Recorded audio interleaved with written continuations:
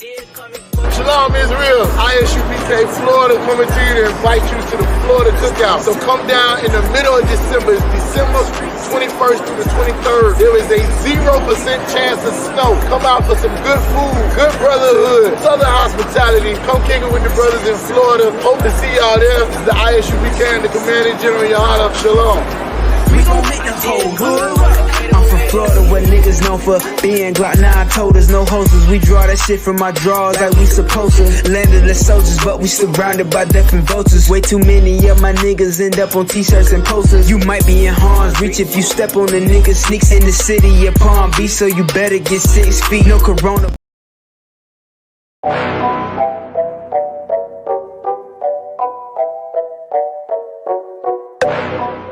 Hey, Shalom, Israel. This is the I.S.U.P.K, and we are presenting the I.S.U.P.K Florida's Winners War Cookout. It's going to be from December 21st through December the 23rd. 0% chance of snow. It's the warmest place in the country. So come on down and get down with us. Good food, good hospitality, good brotherhood. Listen, come on out and get with us. The generals are going to be in the house, and we're going to light the city on fire, okay? I.S.U.P.K. Shalom.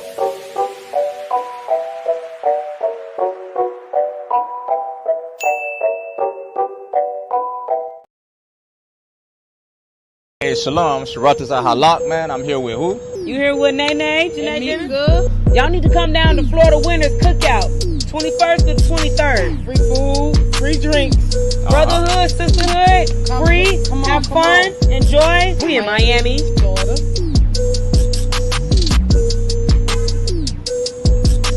Y'all come down to the Florida Cookout, man.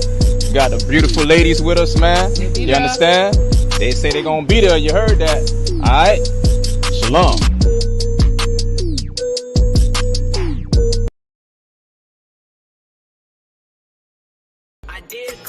Shalom, Israel. I.S.U.P.K Florida, coming to you to invite you to the Florida Cookout. So come down in the middle of December. It's December 21st through the 23rd. There is a 0% chance of snow. Come out for some good food, good brotherhood, southern hospitality. Come kick it with the brothers in Florida. Hope to see y'all there. This is the I.S.U.P.K and the Commanding General YAHANNA. Shalom.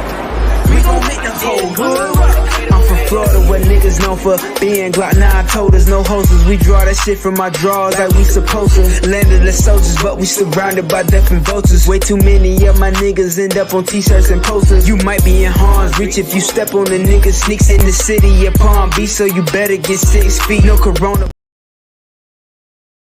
Hey, Shalom, brothers and sisters. This is General Mahayaman from the I.S.U.P.K under Commanding General YAHANNA. Today I want to talk to you about someone that you might have never heard of before. His name is Marvin R. Leventhal. Marvin R. Leventhal.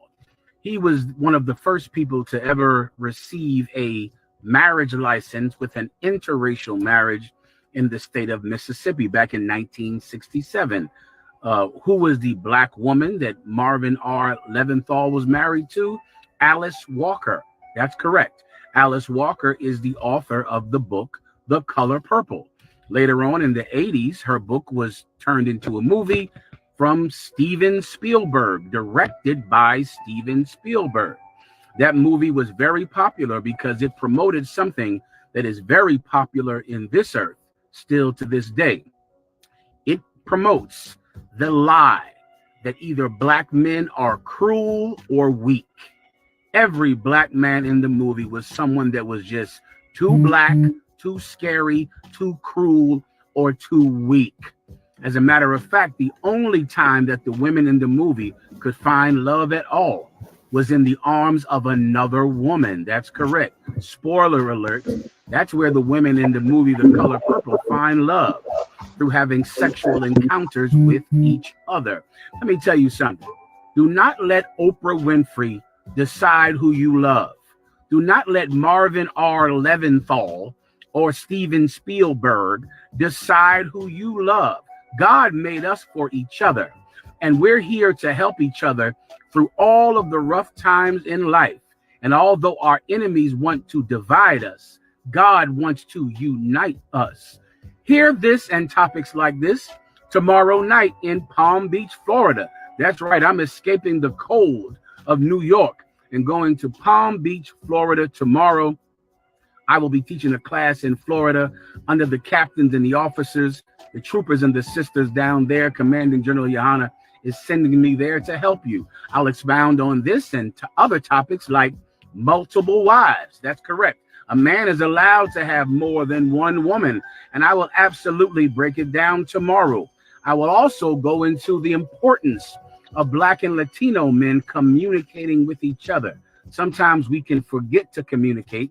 Sometimes we're not willing to make the sacrifice to communicate with one another. I will teach that topic, other topics, and answer all of your questions tomorrow in Palm Beach, Florida. Don't forget, I will also break down the truth about Christmas. Kwam Yashar Allah.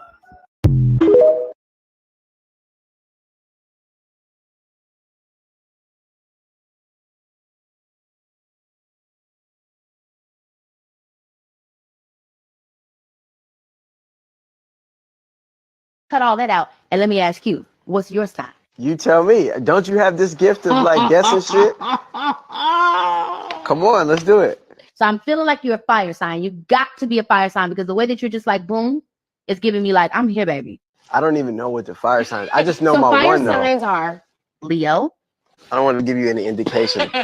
Fire signs are Leo, Aries, Sagittarius. Yeah, I think those are the three. So are you in a relationship? No, What do you kind of do on your downtime? Are you in the house or are you out the house? in the house. You're in the house a lot.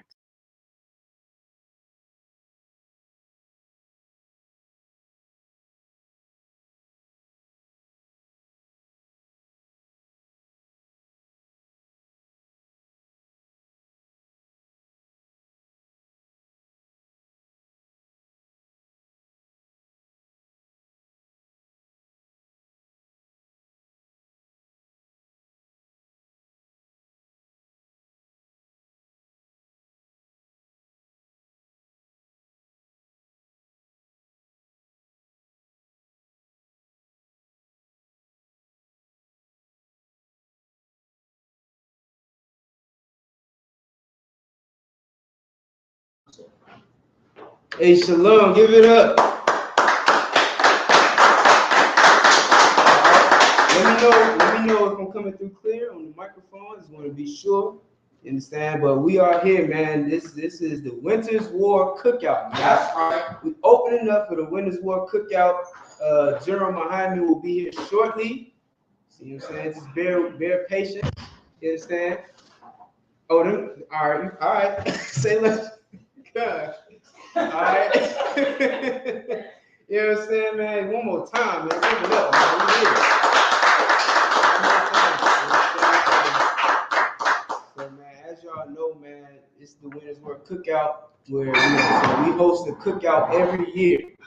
And, in each zone, all throughout America and abroad, we had a cookout we had a feast day in the UK. Listen, the Lord is opening up these doors so that Blacks, Hispanics, and Native Indians can come on home and enjoy the brotherhood that's here in the I.S.U.P.K. Enjoy the family that the Most High has established, with Adam, you know what I'm saying? And passed down through Noah and his sons, you know what I'm saying? Passed on through Shem, passed down to Abraham, Isaac, and Jacob, you understand? Right. We kept that family together here in the I.S.U.P.K. under Commanding General YAHANNA. That's right. You understand? And this weekend, we're going to put on a show, a display of that brotherhood with this Winter's War weekend, this Winter's War Cookout. You understand? It's going to be from the 21st to the 23rd. We got a line of events that we're going to, bring out or whatever. You know what I mean? It's going to be a fun weekend. If you're not here, you know what I'm saying? We happy to have you here in spirit. You know what I'm saying? Maybe next year you'll make it. You know what I'm saying? If you're down here, man, I can't wait to see you. All right, we at the school right now. If you in the Palm Beach area, if you in Palm Beach, Florida, we at 1628 Avenue E, Riviera Beach, Florida. You understand? 33407 or select 33404 is the zip code. All right, so without any further ado, you know what I'm saying, we're gonna go ahead and open up these scriptures, man, because that's what we do in the I.S.U.P.K. go into the Bible and show the history. You understand? And everybody knows what time of the year it is. If you're not in I.S.U.P.K, you getting ready for some other type of event that's not this. When this should be the #1 event on your mind this time of year. This cookout right here should be the only event that you even think about. But unfortunately, man, our oppressor is the devil that the Bible speaks of. And he brainwashed our people. He manipulated our people into celebrating his wicked holidays, his wicked festivals. The Lord is against these wicked festivals and holidays, man. Right. You understand? The Lord is said not to do that. Let's get Jeremiah chapter 10, verse 1. Somebody could pull that. You understand? Because the Lord told us not to do what these heathens do. He told us not to follow after our oppressor and do what he does, celebrate what he celebrates. He warned us of that way back in the Old Testament. But guess what? You was manipulated to believe that the Old Testament is done away with. You was manipulated to believe that everything those prophets ever wrote about, ever spoke about, is done away with. It doesn't even exist no more. Get it out your head. They don't have nothing to do with the Bible no more. When the Bible says that these records were written for our learning, man, so we can know better in the future. You got it? Who got it? Yes, you said Jeremiah chapter 1. Chapter 10, verse 1. Oh, slide. Anybody got it? I got it, sir. Go ahead. Jeremiah 10, verse 1. Mm-hmm. Hear ye the word which the power speaketh unto you, Mm-hmm. O house of Israel. Oh, who? O house of Israel. This is talking to the house of Israel. What's a house? I mean, it's self-explanatory, I know, but just break it down. Who can tell me what is a house? Go ahead. In that context, sir, it's the people. That's right. We man. You know what I'm saying? Now, when it says house, a house is something you live in, that people live in, right? It's talking about a family living in a house. And who is that? Who is that? Does that house belong to? Read again. Exactly, sir. Jeremiah 10, verse 1. Hear ye the word which the Lord speaketh unto you, O house of Israel. O house of Israel. It's talking to the family of Israel. What you got to understand, Blacks, Hispanics, Native Indians, is that Israel is a family. It's not something spiritual that you can convert to. It's not something that you can turn around tomorrow and be a part of. You understand? It's a family, a house. Everybody ain't in one house. Everybody ain't invited to one house. You understand? Where this house is, if I invite you to my house, I look at you like family. I wouldn't invite nobody to my house that I don't see as family. Because that's how your house gets destroyed. And let me know if everybody can hear me. I don't know if y'all you check the comment. I just want to be sure that everybody can hear me good. You know what I'm saying? You know what I'm saying? I don't want nobody. This is important for everybody to hear and understand and listen to. You understand? Because what they taught us is that Black people are not family with Hispanics.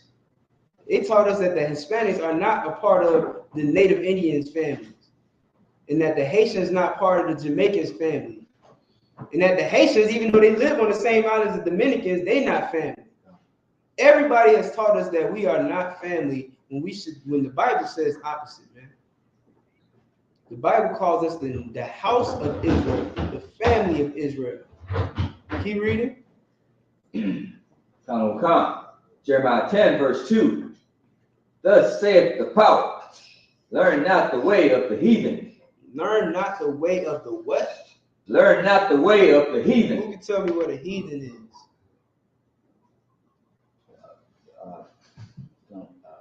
Non-Israelite. Non-Israelite. A non-Israelite? Right. Well, how can you prove that?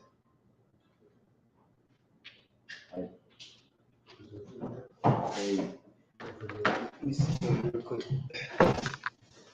You said what? Non-Israelite people, nation. Non-Israelite people. Can you give me a precept to prove it?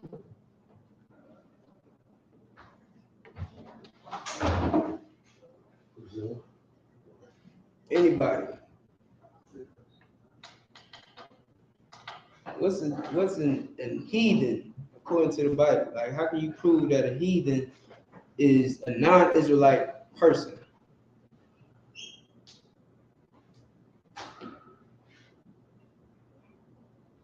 Nah, no sweat. Let me see. You got it? Not yet. No sweat. Keep. Matter of fact, you keep reading. Come. Go ahead. Learn not the way of the heathen, and be not dismayed at the signs of heaven. Yeah, you absolutely right. You know what I'm saying? A heathen is someone who's not an Israelite, someone who's not part of the family, God's family. You know what I'm saying? Not God's people.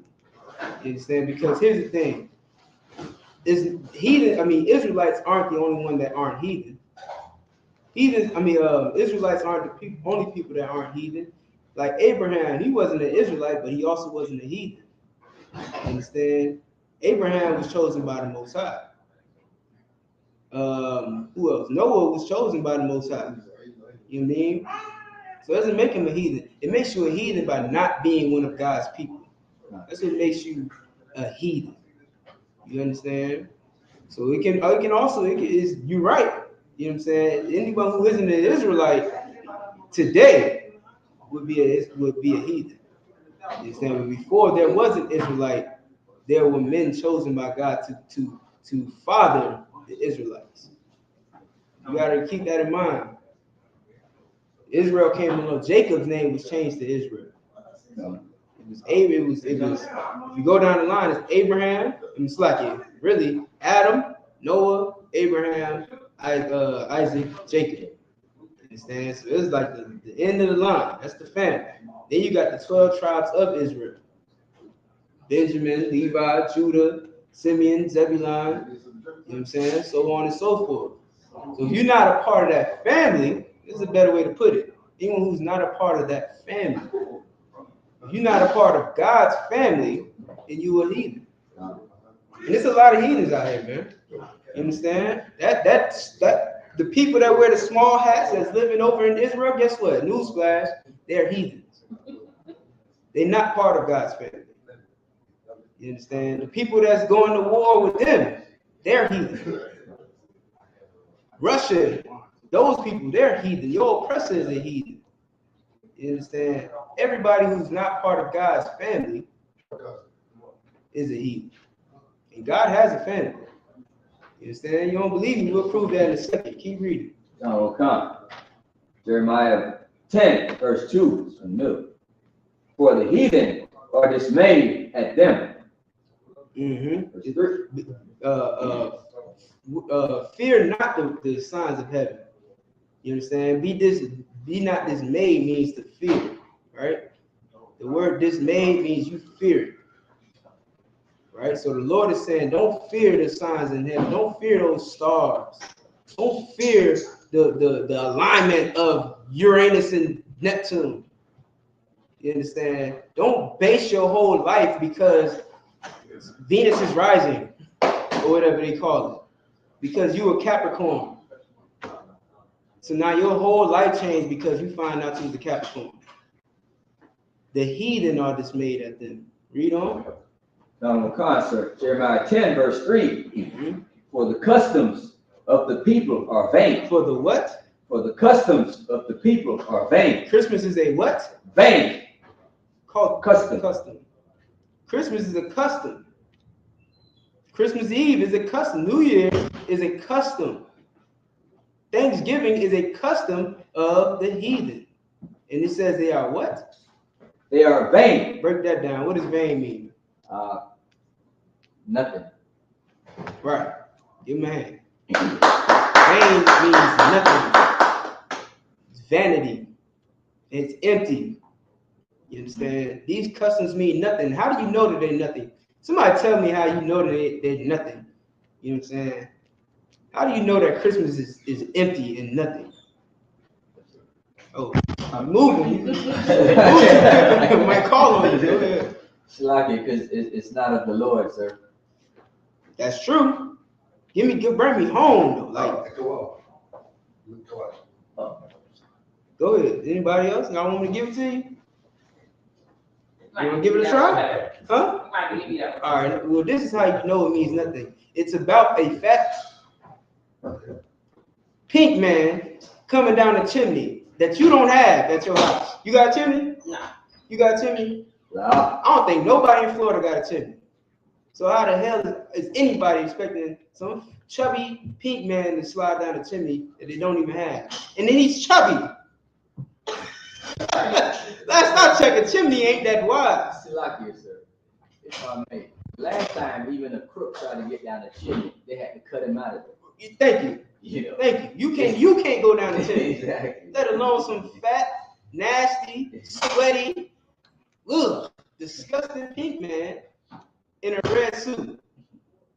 He not coming down no chimney. It's empty, man. It's vain. You bought them damn gifts. You work 24 hours a day. You understand? Put in doubles, working 12-hour shifts. Just to pay for some gifts and give all the credit away to some devil. It means nothing, man. Your kids don't even look at you as important because who do they honor on Christmas? They honor Santa Claus. So what are you even getting out of it? Vain. You put up a Christmas tree in your living room. And now you gotta decorate this tree. You gotta water this tree. You gotta keep it from catching on fire because Lord knows how many Christmas trees burn up and kill everybody in the house. You understand? For what? Vanity. It's vain. It means nothing. You know what means something? Serving the Most High. Keeping the feast of Hanukkah like we just did. Get out of here. We're about to keep the feast of Purim. And then, let alone the Passover, April 20th in Durham, North Carolina. You understand? Yeah, out of hand. We're gonna be giving her a lot of days. Make sure, the wife. He's kind. He's very kind. Make sure that you pay your Passover funds, man. Pay that $200 to Commander General YAHANNA because he truly loves the Lord's people. And he goes above and beyond and out of his way to make sure that the Lord's Passover is always glorious. You understand? So you pay that $200 and come through in brotherhood. And I'll tell you this, the Passover is not optional. You don't have a choice to keep the Passover. It's a commandment to keep every Passover throughout all your generations in every household. Understand? Keep going. Jeremiah 10, verse 3 from the top. For the customs of the people are vain. For one cutteth a tree out of the forest. Right. The work of the hands of the workmen. Right. Listen, pay very close attention. This is things they never taught you in the Christian church. You might want to pay attention to this. Things they never taught you in the Christian church. They start over. What did they do in the woods? For they cut a tree out of the forest. So somebody cut a tree down in the forest. Read. The work of the hands of the workmen. The work of the hands of the workmen. Someone went out there just like the lumberjack and chopped down a tree. You know what I'm saying? Like the hands of a workman. Like I.S.U.P.K himself. Salakia. That's just because my name. Shameless plug. Go ahead. Keep reading. With an axe. With the what? With an axe. That's how you cut down a tree. Keep going. Verse 4. They decked it with silver and gold. What does that sound like? Christmas tree, sir. Yeah, what does it mean to deck something? Lights. Decoration. Yeah, to decorate it. Right? Y'all know the song? You ain't gotta sing it. I ain't gonna put y'all know the song, man. Deck the halls with boughs of folly. Yeah, they decking the halls. That's what they guess what? Would you believe that they did that 2,000 plus years ago? 3,000 plus years ago, would you believe it? Would you believe that that same Christmas tree you putting up in the house right now, you just went to Walmart to buy one. Your mama probably had one in the attic, one of those plastic ones for years. And she got dusted off and decorated. What does it say? For they decked it with silver and gold. Yeah, you're gonna deck that tree with silver and gold ornaments. You're gonna put some twill around it. You're gonna make it look like it snowed in the middle of Florida. You're gonna spray some fake snow on the tree. Put some lights around that thing. Put them globes on the tree, the silver and gold globes. You're gonna deck that thing out. Keep going. They fasten it with nails and with hammers. See, now that's old school. They don't use the hammer and the nail no more. Now they got the tree setter. You just screw it in. You set it down, put the tree in there, screw the sides in, and then it stand up straight. And you ain't gotta hammer it down with no nail. They used to do that. How many of y'all know that they used to take 2 plywood and hammer that into the tree, into the tree, and they'll stand up like that with the plywood across like that. Right. Or they would just go straight at the bottom of the tree and hammer it down into the ground. You know what I'm saying? That's old school. Now, with technology, you know what I'm saying? The steel factory done created something where you can just, sit that thing down, tighten up the sides, and you good. You know what I mean? This is your Christmas tree in the Bible, in Jeremiah. And it's telling you this is what took place in those times. Keep going. We're going to find out if this is a good thing to do. We're going to find out if this is the tradition of Christ. Is this the tradition of the Most High? And is this what we should be doing every year for Jesus' birthday? Keep going. They fasten it with nails and hammer that it move not. Mm-hmm. Verse 5. They are upright as the palm tree, but speak not. Mm-hmm. Meaning they standing up straight. They're not like you and me, who we can speak to each other. You know what I'm saying? They don't have a voice. They can't do things that we do. It's not real. It's not a person. It's just a tree. You know what I'm saying? But it's standing up straight. You made sure, like a palm tree. Keep going. They must need be born, because they cannot go. Be not afraid of them. Right. They must needs be born. Meaning you, whatever that tree needs, you gotta bear the burden. You gotta go out and do, like I said, you gotta bring it to water. You had to nail it down so that it stand up, because it was doing just fine in the forest. It was standing up all on its own in the forest, how nature intended it. But you had to go and chop it down and bring it into your house. You understand? Now you done brought that thing into the house, and now you gotta take care of it. Now it's your responsibility, your burden. Keep going. For what? And again, for what? What for? You understand? You brought this burden upon yourself for what reason? Vanity. Right. There ain't no reason. It's empty. It means nothing. Could just get your kids some gifts. Skip all the funny stuff. Right. Could just say, hey, look, I want to get y'all some gifts. I got some money, you know what I'm saying? It's the end of the year. I'm going to get you a gift. What you want, PlayStation? I can't afford PlayStation 5, but I can get you a 4 today. It is what it is. You know how much your kids gonna love that? Right. That they got a brand new game. They don't care because it's a 5 or a 4. I don't care what you get. Listen, I'm gonna tell you straight up. I didn't care. I wanted the Xbox, the new Xbox when it came out, but I got the 360. All right, cool, man. I'm gonna go play this. I didn't even have no memory card. I couldn't say nothing. That game. Every time I played story mode, I had to start it. Yo, listen. I had to start them over every time I played. I could never. So I was just trying to get as far as I could in that one run. You feel me? But you think I was what?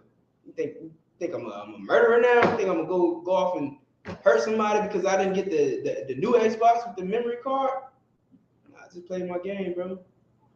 I got a brand new game. I got 3 games. 2 of them came with the system. So that means my mama had to go out and get another game. Nigga, I was happy. You ain't just get the 2, you got 3. You got 1 remote. was not upset, man. Like you gotta stop feeding yourself that lie that your kids ain't gonna appreciate the little things you do for them because you ain't do more. You understand? That is your own selfishness. And you do that with your kids, man. You gonna find out that they're not gonna love you more for it. You're gonna find that out. And you're gonna destroy them kids because they're gonna become vain just like you. You know what I'm saying? Keep going. Okay. For they cannot do evil, neither also is it in them to do good. Yeah, they can't do anything. Can't do good or evil. It's just a tree. Let that tree live in the forest where it belongs. You want to bring a tree into your house and take care of it. You don't even like take care of your kids, but you're gonna come and bring home a tree. Right. Go ahead. Verse 6. For as much as there is none like unto thee, O Lord, thou art great. Right. That tree ain't nothing to the Most High. That tree is nothing. It's a damn tree. I mean, I don't know. I feel like I'm saying this, and it's like not making sense to somebody, but it's like common sense. Right. It's a tree. You rather serve that tree than the Most High. You rather serve that tree than keep the Feast of Hanukkah. You rather serve that tree than pay $200 to come keep the Passover. You rather serve that tree than to be here for a cookout that's free. Right. That's what you rather do. Salaki say, if I may, you rather go buy that tree, spend money on that tree, bring it to your house, than to come here. You know what I'm saying? So it's heavily saying that, Salaki. Like, what would you do? Like, that's what you gotta know about love.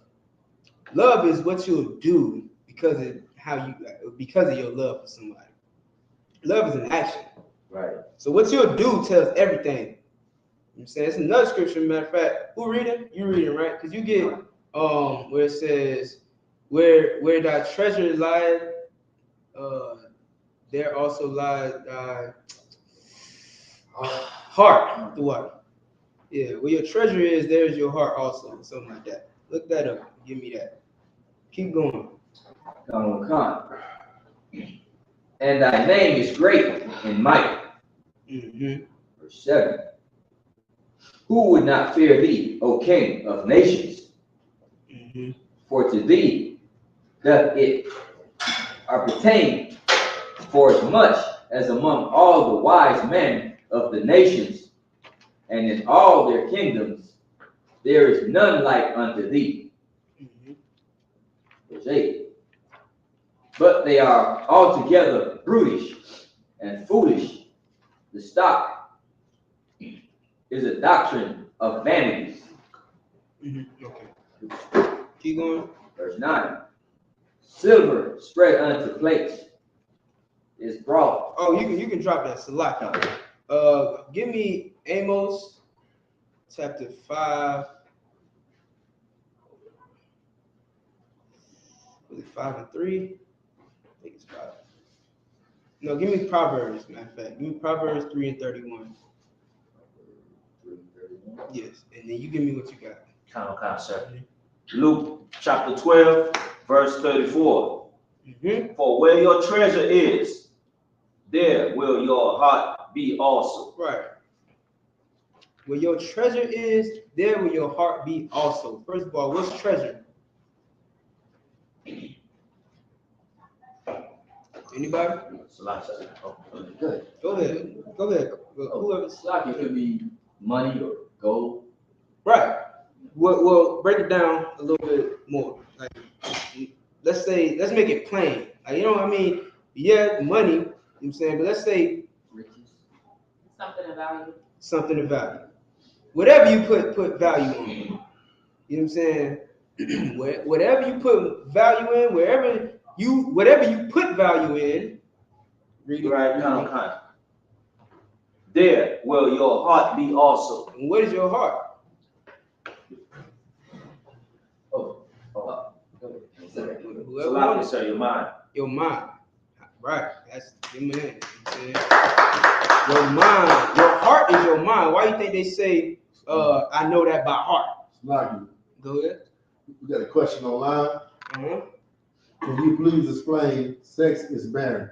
Can you please explain sex is marriage? That's a good question. What? That was my question.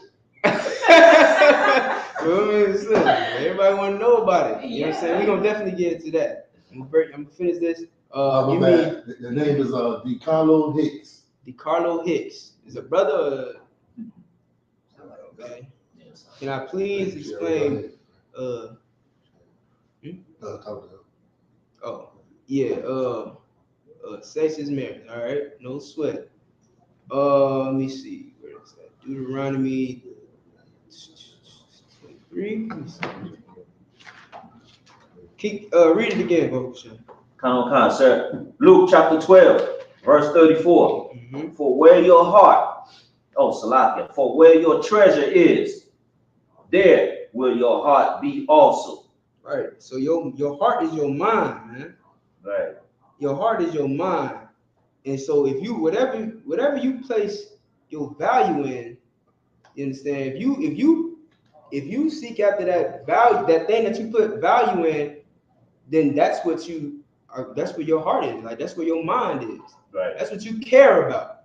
It's the only thing that matters to you. Give me money. Money is the root of evil. The love of money is the root of evil. It's like, you know what I'm saying? Because what you put your value in is what you care about. So if you care about Christmas, then you ain't gonna serve the Most High. Because the Lord said not to put a Christmas tree in your house, not to keep these vain holidays that the heathen taught you, not to carve up no turkey every last Thursday of November. Right. You understand? These things were taught to us in the Bible. We were told not to do these things, and here we are in 2023 doing everything the Lord said not to do. The Lord said, don't eat pork. Pork is the other white meat. The Lord said, don't have same-sex marriages. It's an alternative lifestyle now. Everybody, listen, the Pope is goddamn blessing alternative lifestyle marriages. The Pope. But are you surprised though? Nah. Are you really even surprised? You understand? The Lord said not to do these things, and here your Pope is. So what does that let you know? It lets you know that the Catholic Church is not of God. Right. That's the end of that story. Right. You understand? The Christian Church already did it. They already went out the way and started holding marriage ceremonies in the church for same-sex marriages back when Obama was in office. Right. They did that. They was like, man, what you waiting on? You should have been doing that. You know what I'm saying? So they ain't had no problem doing it now. The Pope, the father of, what do they call him? The Holy Father, sir. The Holy Father is blessing same-sex marriages. Mike, nah, it's a lot. No Mike right now. You understand? You got Yes, that sir. description? Sir. Let me read it. Sir. 1 Timothy chapter 6, verse 10.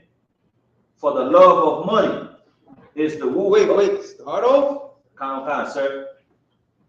For the love of For the what? For the love. For the love. That's what we're talking about. Talking about love.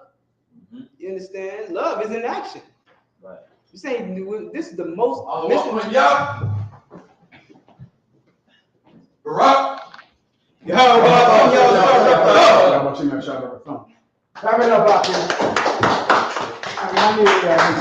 I need something from my bag. I need a tablet from my bag, all right?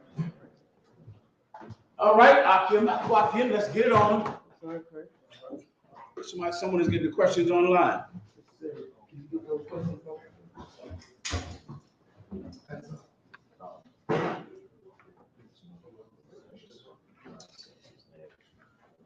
There's a question, sir, about why sex is marriage. Why is sex marriage? Sex is marriage because it is the only union that is unbreakable, that you cannot get away from it. If you fall out of love with your woman, sex will still bind you to her for the rest of your life. If you are absolutely in love with your woman, sex will bind you to her for the rest of your life. Sex takes away any any importance of your feelings. Why? Because if you have sex with her and you get her pregnant, she is in your life forever.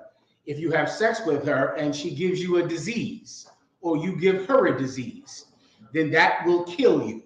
It will affect your life forever. Sex has repercussions that nothing else in life can match the repercussions of sex. It's so permanent. As opposed to what? This world believes that marriage is what? A marriage license. A marriage license that you go to the justice of the peace, you sign it, and then next week you sign a what? A divorce decree. And it ends the marriage. You give me two brothers. You give me one brother who has a marriage license with a woman. Then give me another brother who has a baby with a woman and no marriage license. Which one is more tied to that woman? Who can answer the question? You want to give it a shot? Break it down. Huh? The one that had the baby with the woman. The one that has the baby with the woman. He's the one that is tied to her forever. He's the one that's going to go to jail when he doesn't pay his child support. He's the one that is getting HIV. He's the one that's getting chlamydia. He's the one that's going to have his life ruined or his life blessed. You do me a favor, so watch it now. I need my tablet out of that bag in the car. Okay. He's the one that is going to have his life blessed forever or cursed forever because of the sex he had with her. Because, of course, you get babies from sex, and you get venereal diseases from sex. Life and death come from sex.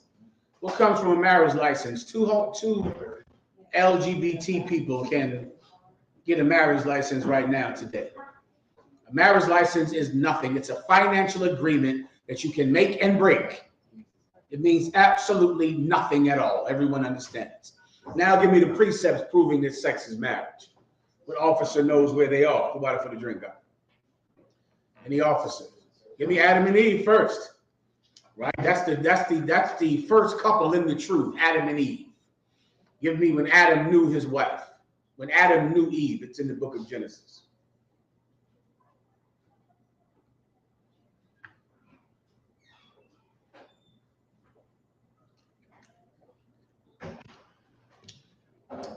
Okay, the brothers is outside. They can come in, all right? Go ahead.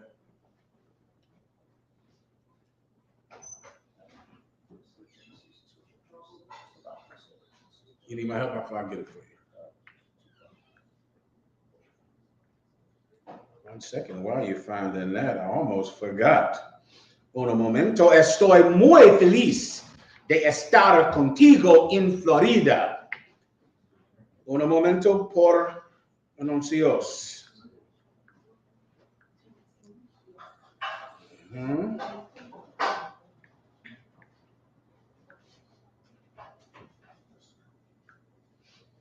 What you're looking for is Adam knew Eve, all right?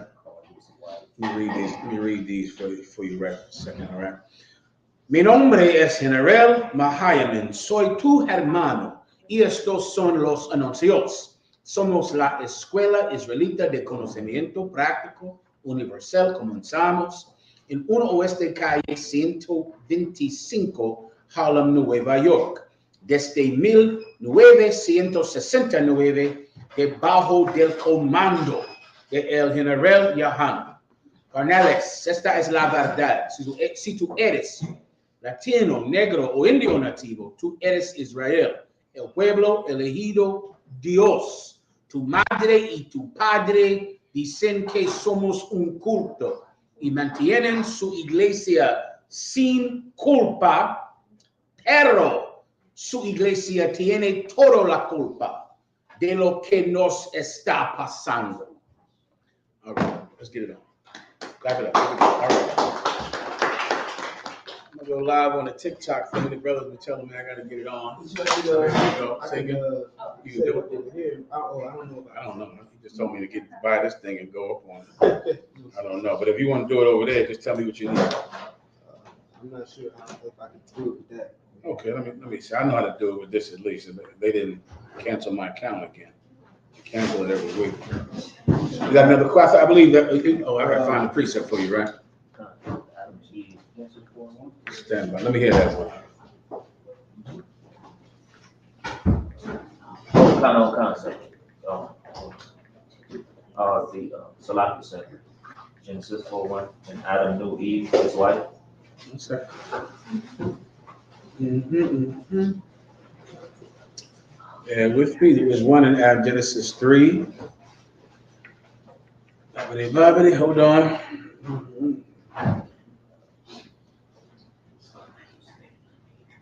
Okay, let me give you one preset. What do you have? I think you might have just said it just now. Go ahead. So like you said, Genesis 4:1. I don't believe it could be there. I think that's too far away. Let me just double check you, all right? Yeah, there you go. Go ahead, read that. Genesis 4:1. Okay, sir. Genesis chapter 3, verse 1. Genesis chapter 4, verse 1. And Adam knew Eve. And Adam knew what? Nice and loud, warrior, all right? Adam, read that again. And Adam knew Eve. And Adam did what? Adam knew Eve. When you read the word "knew," like know or knowledge in the Old Testament, it means carnal knowledge, which means you've seen her private parts. You've seen the intimate side of her that no one else sees. And the Bible calls that knowing a woman. Do you understand? Because that's another thing that only sex can do, man. You have sex with a woman, you've seen her in a way that no one else should have. That's for damn sure. You've seen a part of her that no one else should see. You've been intimate with her. The Bible says that Adam knew Eve. Go ahead. Come on, sir. His wife. His what? His wife. His what? His wife. When was the ceremony? Who was the preacher that did the service? Huh? Who threw the rice? How was she his wife? How could that be possible? With no white judge to tell them they're allowed to love each other. How could that be his wife? How could Eve have been Adam's wife? I know how, because he knew her. That's what made her his wife. Everyone understands. So this is all over the Bible, but of course, this is the first marriage. Christ said in the beginning, two shall become one, and none shall make asunder. That's in the Bible, brother. That's how a man and a woman become one. Right? From that day forward, whatever's wrong with you is wrong with her. Whatever's wrong with her is wrong with you. That's what happens. Sex both takes life and it gives life. The marriage license is, nothing. Everyone understands. That's all I can do. Anything else? Any other questions so I can get into this topic here?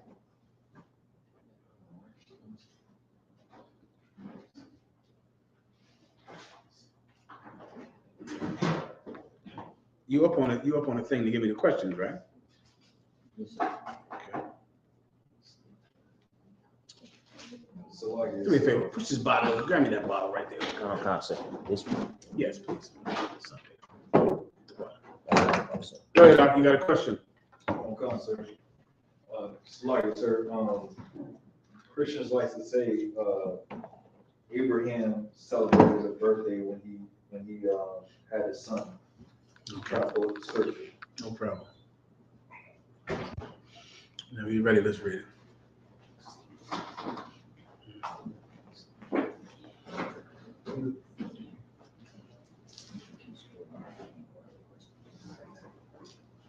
Is there another question? Any questions in the room? I'll take those now as well. I have a question online, sir. Go ahead, Doc. The brother's finding that. Go ahead. I believe they said, I just lost it. Forgive me, sir. Someone give me a book so I can prop this thing up here. Go ahead, Warren. Come, sir. It's in Genesis 21, chapter 21, verse 8. Mm-hmm. And the child grew and was weaned. And Abraham made a great feast the same day that Isaac was weaned. So, sir, Christians like to say that was like a birthday. How? I mean, how could it be a birthday? Where's the word birth or day? Right there.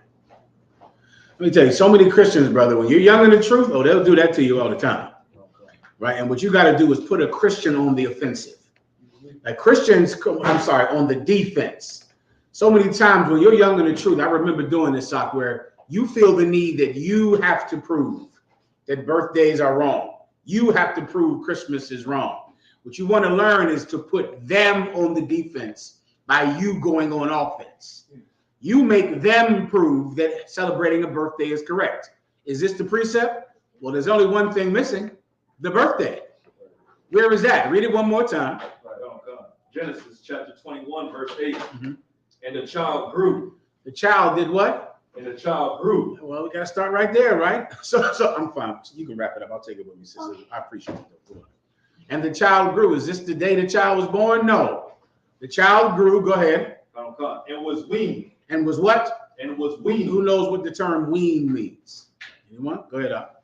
It means when he's done giving suck. When he's done suckling from his mother's breast, drinking breast milk. Well, now he can eat solid food. Go ahead.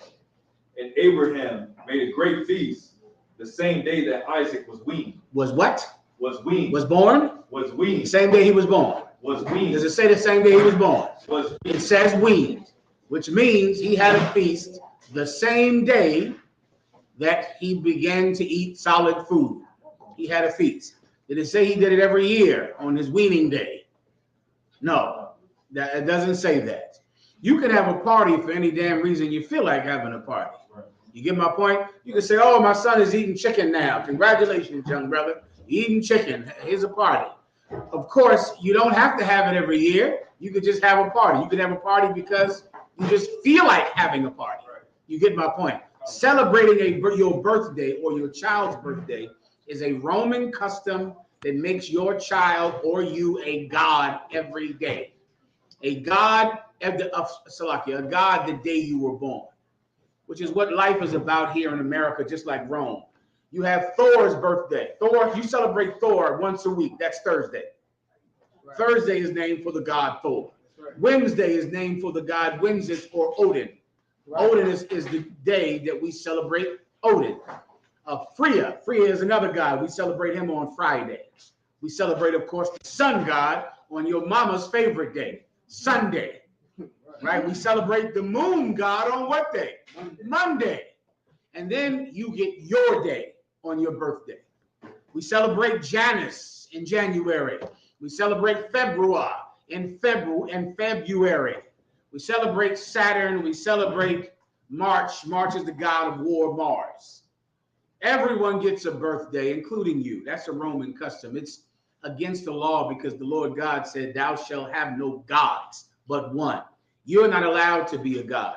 And frankly, you're too damn old to still do that. A lot of you are too old to still be wearing that stupid hat and cutting a cake. You're 57 years old. Sooner or later, you got to stop. You should stop acting like a perpetual child all the time. Everyone understands. And you're teaching your child a terrible lesson, man. Birthdays and Christmas teach children a horrible lesson. Oh, you should go into that airport, brother. Go listen, you're going to go into the airport on Christmas Day or the day after Christmas, and people are going to be fist fighting in there. Right. Or go into some store right about now, in Walmart or some store, and you're going to see people beating each other's heads in to celebrate the birth of the baby Jesus. They're going to knock each other's teeth out of their mouth. Christmas teaches selfishness. Birthday parties and birthday celebrations teach selfishness. Those days tell your child, you're the most important thing in the world. Nothing matters more than you. Right. And your child is going to remember that. And then he's going to punch someone in the face so he can get those sneakers he's wearing, that gold chain he's wearing, the wallet in his pocket should go to your son. Your daughter is going to think that she should have that boyfriend, that she should have those breasts, that she should have that attention in school from those boys. Christmas and birthdays teach a terrible lesson to you and to your children. And sooner or later, someone should grow up. Everyone understands. Right here. I'm sorry. Go ahead, brother. Let me get this brother right here. Go ahead. So when like a lot of people, when you come into the truth, a lot of people feel like they can't get you no gifts anymore because you don't celebrate birthdays. Mm-hmm. So they don't get your kids nothing. Right. But like how you saying here, like Abraham celebrated it off of the child being weaned. Yeah. So if you were to throw an event off of your child, maybe let's say your child went 5 years not speaking, something like that. Now your child's speaking, and he getting out of some remedial class or whatever like that. Can I stop you for a second? Okay. Was Shaul, y'all, I sent you a Christmas of post. Give it to the brother. He can just read it if he has it. All right. Just stand by. I'll get you with that in 1 second. Continue, please. Yeah. So like if you got a bun that's like, you know, made a major achievement, he wasn't speaking, now he's speaking. Yeah. Everybody trying to rally around it. You could throw an event for something like that based on this scripture. Yes, you could. Okay. You could throw an event because he graduated, the 5th grade, kindergarten, high school, college, med school, law school. You absolutely could have a party for your child just because he's a good boy. And absolutely, if your child had some illness and they weren't speaking, and then they begin to speak, you absolutely could throw a party for your child. Let me blow your mind one step further. The child's grandparents could just hand the child gifts because they love him. Right. It really doesn't even have to be an event. Right. You understand? You could just, if your mother is saying, well, I can't give him any gifts because it's not Christmas, hand me the gift. Give it to me. Give it to me in February. Give me the gift. Just hand it to me right now. In the middle of the summer. You want to buy my son something, hand it over. Where's that? You know what you'll find out, though, is that they really don't love their grandchildren. They love Christmas. Right. That's what you'll find out because, of course, grandmom could just say, listen, it's September 2nd. I'm bringing some toys over there for those kids. Right. That's it. Why? For nothing. Because I love them and they're my grandbabies. She's not doing that. Do you understand? Because she doesn't love those grandbabies. She loves the traditions of the world. Give me that precept. Let me tell you, so many people, how can I describe this to you in a way you can understand? The reason that people love Christmas is because Christmas is tied to generosity and kindness and giving. And people are going to give turkeys to the homeless. You know about that, right? They're going to give gifts down there to the kids in foster care. People will just be so generous this time of year. And that generosity makes you love Christmas. That generosity doesn't make you love people.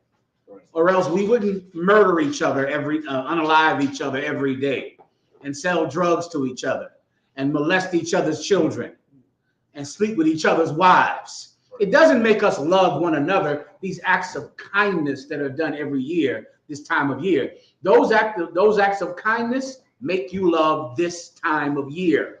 But it doesn't make you love the people that you're doing those acts for. Let me show it to you in history if you don't mind. Read what you have there, warrior, please. It was a public holiday celebrated. A what? A public holiday. A public holiday, meaning everyone celebrated this holiday. Go ahead. Celebrated around December 25th. Around what? December 25th. Around December 25th. Go ahead. In the family home. And where? In the family home. Okay, so all of the people, the public, you went into their homes, they're celebrating this day around December 25th. Go ahead. A time for feasting. A time for what? Feasting. You see the feasting, all of the food that they have on Christmas. That food doesn't make you love the people you're eating with, or else your uncle would not have molested you because you go to Christmas dinner with him, right? Or else your cousins wouldn't have snitched on you and shot you and stole your sneakers, right? They would love the people that they feast with every year. They do not. They love the feast. They love Christmas, not the people they're with on Christmas. Well, here's the holiday right here, December 25th. People feast. Keep going. Goodwill. What? Goodwill. Goodwill. You heard that term before. Goodwill for all men. Right? Everyone is happy for each other. Everyone wants to give. You go to your job. Oh, my God. Forget about those jobs. You go to the job. Everybody's having a potluck and handing out gifts to everybody on the job. And you think, boy, this job must love me. You're getting fired next week. Right. They're laying you off. Right. They don't love you on the job. They want you to love Christmas. They want you to love this time of year. Continue. Generosity. Generosity. The job is going to give you some type of bonus. Oh, am I getting a Christmas bonus? Oh, am I getting a bonus? All of the goodness in life has to be crammed into this day, where there's none left for every other day of the year. Right. There's no kindness. There's no generosity. There's no goodwill. Why does all love and kindness have to be crammed into today? So that you can love this day and never love one another. Well, this went on before. December 25th, kindness, goodwill, feasting, keep going. Generosity to the poor. To the what? To the poor. Oh my God, it has to be, the baby Jesus makes you want to give to the poor people. Right. The homeless people. And the people sleeping outside. Merry Christmas, little guy. Tiny Tim and all of the orphans. Oh man, the people really are good to one another, aren't they? They're not. They're cruel to each other, evil to one another, but they love this day. They don't love people, they love this day. Continue. The exchange of gifts. What, say it again? The exchange of My gifts. God, this sounds very familiar. And they exchange gifts. They're generous, they're kind, they're loving, they feast. Keep going. And the decoration of trees. Of what again? Of trees. I'll say that one more time. Of trees. And they decorate trees. December 25th, kindness and love and goodwill to everyone. And a tree decoration. Continue. But it wasn't Christmas. Say that again. But it wasn't Christmas. One more time.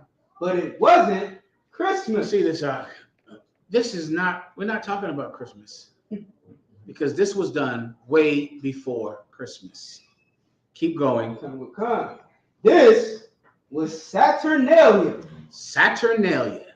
Everything that we do that we think is about the sweet baby Jesus in a manger was done for Saturn, the god Saturn, which is what that planet is named after in the solar system. The god Saturn. And they had a tree that they decorated. It was on December 25th. And they were so nice to you too. Do you understand? We think that niceness comes from Jesus. It doesn't. That kindness is good Christian kindness. It is not. They did the exact same thing to worship the god Saturn. You want to look up Saturn, you can look that up real fast. Saturnalia was the day when you worshiped the god Saturn. Why? Because it came from the worship of a god Nimrod who was around before Saturn. And he was born on December 25th. That was his birthday, December 25th. And when he died in a war, his mother had his body buried under an evergreen tree. And she said that my son's body is in the tree. My son's soul is in the tree. You ever see those big Christmas trees that they set up like in City Hall or in Washington, D.C.? That was the practice. The original practice was a giant tree that everyone in the town would come to worship. They would make a circle around it and sing to it. And they had to put wealth and money under that tree. And then Nimrod's mother would come and scoop up all the money. Well, that practice went on and on. Then the god Saturn, then the Romans came, and they just continued the same practice of worshiping the tree. Give me Jeremiah 10:1. So like you said, if I may, I have the Satanic Bible on birthdays. You want it? Of course. This is the Satanic Bible by Anton Levine. The highest of all holidays in the Satanic religion is the date of one's own birth. Go keep going. This is in direct contradiction to the holy of holy days of other religions, which deify a particular God who has been created in an anthropomorphic form of their own image. That just means that they take a God and make him a man. Some make-believe idol, and they make him a man. Now you worship him, like Saturn. Right. Now Saturn is a man you have to worship. March is a man. April is another goddess, April. May is for the goddess Maya, right? And all those days are their birthdays or months set up to celebrate them. And you can't do the same thing to yourself. That's what a birthday is. Well, now you're the God today. Now you have to get everything you want. And of course, brother, you know what your woman is going to want to do on her birthday, right? Go to a club and whore out of every hole. Excuse me, children. Why? And when she does it, you know what she'll say? When she has too much to drink and she gets high, she'll say, well, you know, it's my birthday. I had to do it, you know. Blame it on alcohol. No, if I was you, I wouldn't go for that. Everyone understands. You brothers would be wise to choose a better woman any damn way. You'd be very wise to choose better when you go to choose a woman. Like whoever asked the question earlier online, how do I know sex is marriage? I know sex is marriage because once you have sex with a woman, she destroys your life. I know sex is marriage because once a sister has sex with a man, he destroys her life. I know sex matters. I know it's important because your life ain't ruined because of a piece of paper. Your life has been ruined since you were 13. How many times have you had a marriage license since you're 13? Huh? A lot of you ain't never had a marriage license, but you got 5 kids and you've been in jail 3 times over her or over him. And you've been shot over her or over him. And your car has been wrecked. And your house has been wrecked over her or over him. And you never had a marriage license. I still got to teach you which one is important. I'm still doing that. Where'd that baby come from? A contract? Huh? I should be able to move on off this topic. Continue. Everybody gets it. That's Saturday. You need Jeremiah 10:1. Does anyone in here not know about the Christmas tree? Is everyone online? Do you know about the Christmas tree, sisters? You're familiar with the Christmas tree. It's in the Bible. Brothers, y'all know about the Christmas tree, correct? It's in Jeremiah 10:1. I'll pass on that for time's sake, all right then? Give me the traditions of men. Please, warrior. This is Colossians chapter 2, verse 8.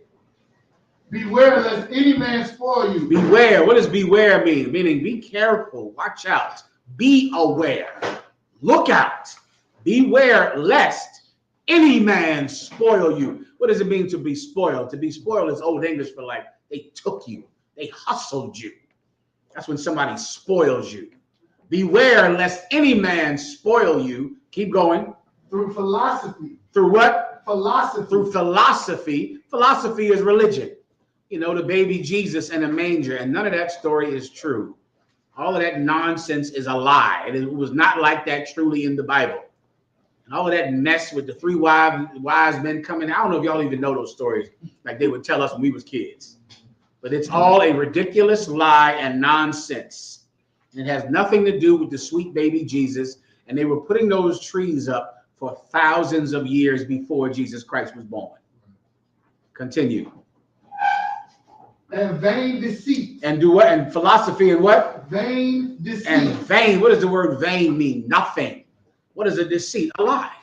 A lie. That somehow this tree has something to do with Jesus. And no one even asked, how? What does this tree have to do with Jesus? Any more? After the traditions of men. After what? The tradition of men. That's what they love. That's why your grandparents won't give the child a damn anything, a loaf of bread, unless it's Christmas.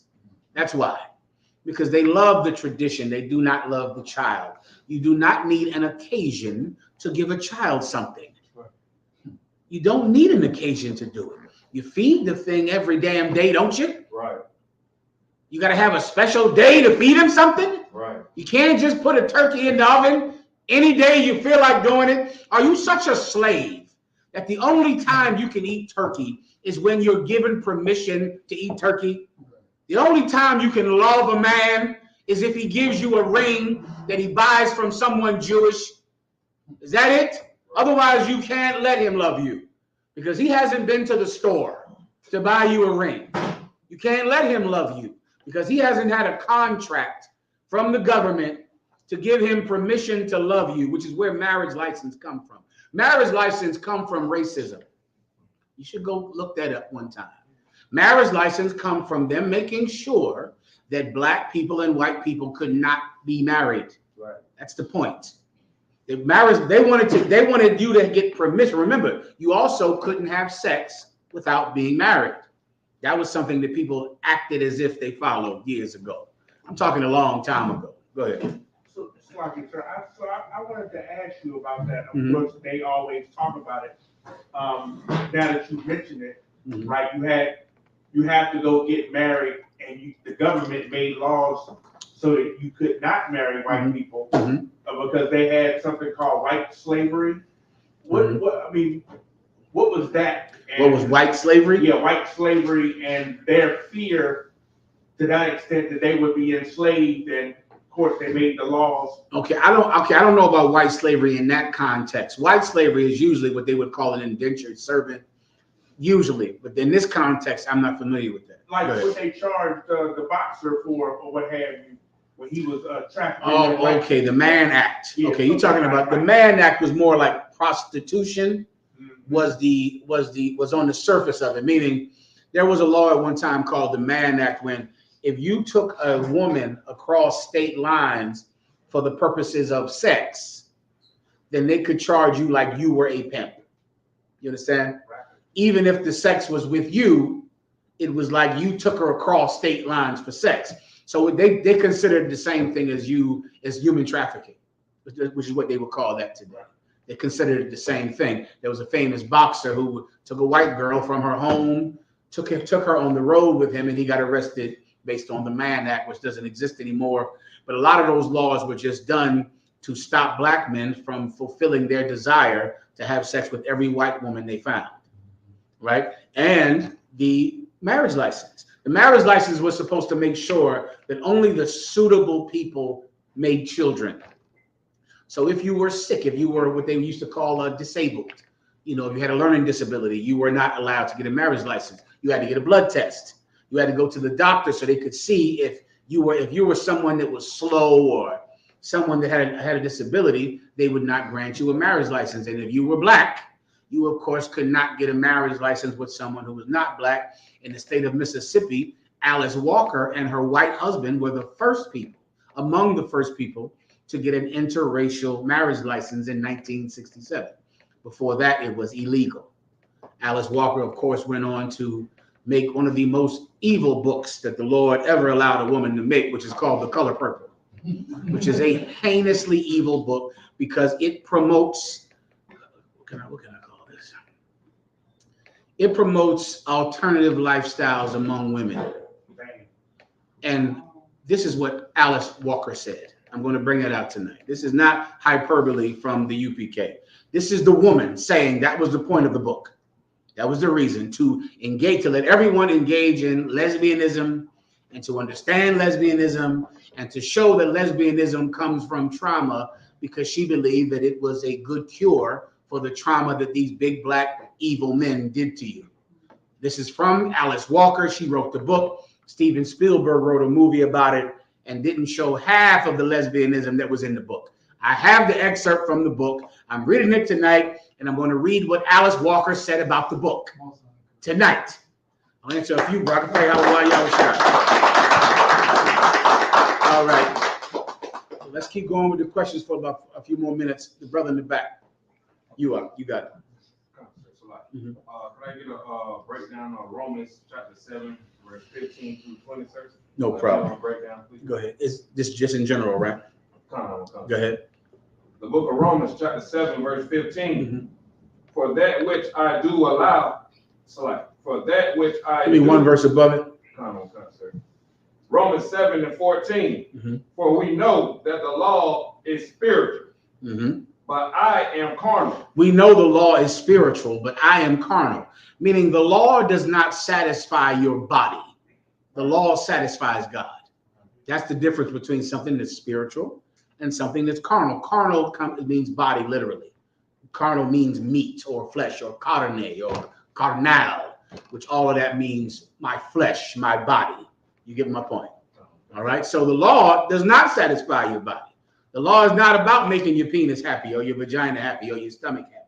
It's about making the Most High happy. Do you understand? The law is spiritual, but I am carnal. I care about my stomach, my penis, my mind, my eyes. That's what I want to satisfy, and that's different than what the law wants. You understand? Continue. Sold under sin. Sold. I'm carnal and sold unto sin. What does that mean? Just think. It's all poetic language that blacks and Latinos use. Sold unto sin. If you're sold to anyone, that person what? Owns you. You understand it? He owns you. Well, we're sold unto sin in carnality. Sin owns us. All we care about is what our stomachs want. I was talking to my rib today. I remember coming up in the truth, and this is a battle I had 1,000 times about pork. Are you telling me that if you were on a desert island with no food, you wouldn't eat a pig? You wouldn't? And we would always say, no, we would not. And for the life of me, now I'm watching the news today in Palestine. And those Palestinians, brother, is finding chicken from somewhere, finding pigeons. They're eating somehow in a Muslim country. And I think Christians are so sold to sin. I think Christians don't even know there's Muslim countries. And those Muslim countries are what? Poor out of your damn mind, in poverty, living in a dust hill, living in the desert, eating what? Lamb and chicken and fish.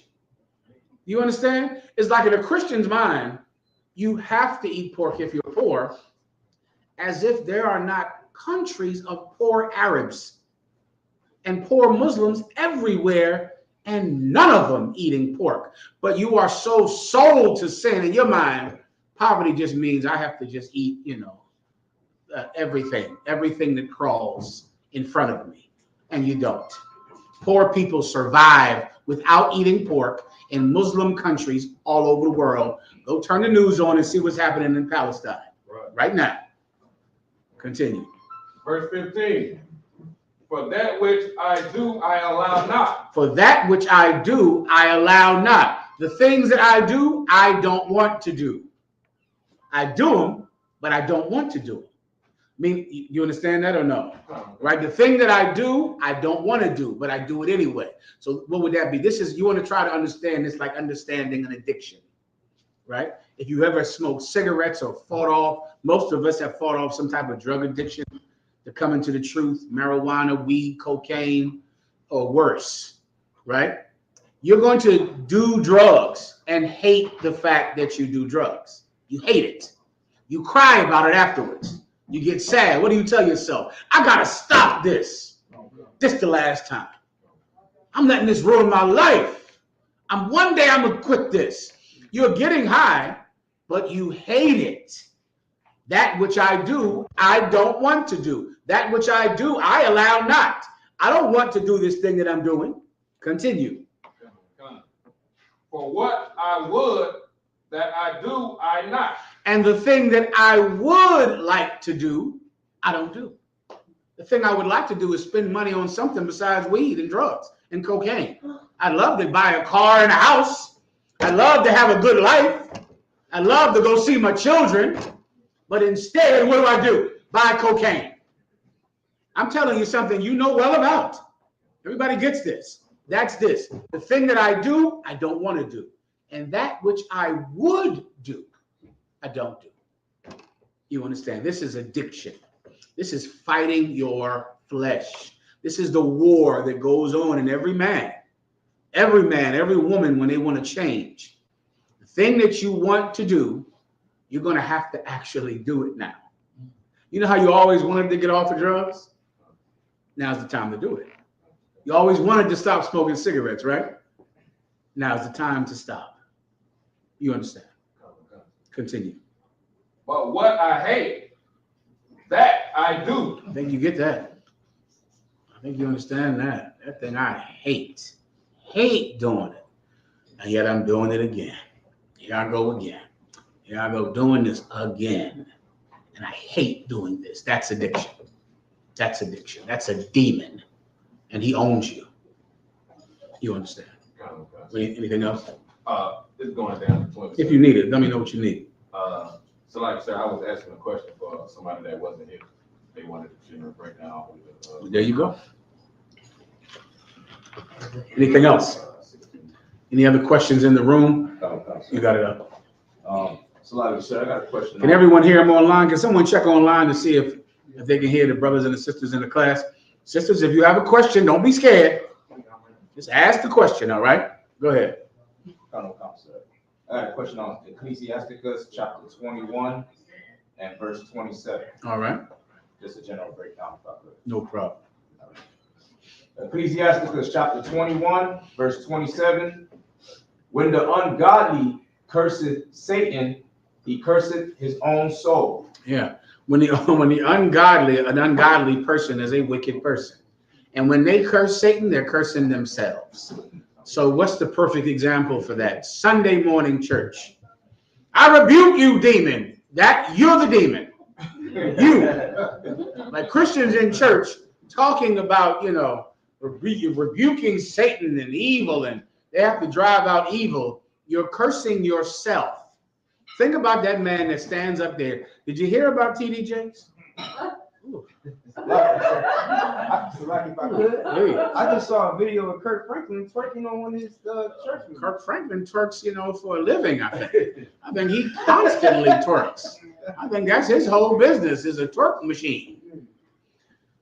Think of the years T.D. Jakes and Kirk Franklin stand in front of people and rebuke that demon. And Satan has got to stop. And they go straight home and molest children. You're right. When you rebuke Satan, you're rebuking yourself. When you curse Satan, you're cursing your own soul because Satan is in you. Everybody understands. Anything else? I have a question. Let me see. Are we done here? Are we done here, Rock? Let me get the brother right here. You got it. Slightly, so I got a question. In Numbers 23, it's about Balaam. Balaam was with the Midianites prophesying against Israel. Yeah. But it says in 23, 4 and 7, Most High is speaking through Balaam. So a brother wanted to know, was he a heathen? Was he doing it kind of like he did with Balaam was not a heathen. Balaam was a wicked preacher who repented and refused to do this evil act. That's Balaam. That, in a nutshell, that's the whole thing. They wanted him to speak and to curse his people with the speech. Now, when most people read this, they think it's like magic, y'all gonna die, like a witch curses somebody. That's not what the scripture is talking about. They wanted Balaam to go and lie to his people and to get them to do something that would make them fall in the hands of the Moabites, right? So you want to think preachers. You want to think Martin Luther King. Martin Luther King, back in 1968 or 69, cursed his people. He went to Washington, D.C. and said something that turned his people into deeper slaves to their oppressor. He said it. He went out there and did it. And he worked for the United Auto Workers of America, which is who funded the March on Washington. And he went there and said the thing that he had to say that would make his people fall to the so-called white man. Think of every preacher in every church. They stand up in front of a black congregation and tell them Jesus is white. That concept alone should be strange. Because, of course, if it's a black church, you would think they would all say Jesus is black, especially since it's in the Bible. They don't, because your preacher's job is to curse the black church, is to make them more subservient unto the other nations. The Moabites wanted Balaam to do that. Why? Because he had a gift to speak. He was a great orator like Martin Luther King, right? Like Creflo Dollar and T.D. Jakes, right? He had the gift, and they want him to use this gift to curse them. Why did the Moabites want him to do it? Because, of course, he would use his great gift to speak, and everyone would fall in order under the Moabites. That was the plan, but he refused. Everybody gets it. That's the breakdown, all right? Solid. Right here. So can I get a breakdown on what the Christians call the fallen angel? And is it biblical? I believe they usually are talking about the one in Jude. That's the usual one. Pull that one, I believe, in Jude. All right, fallen angel.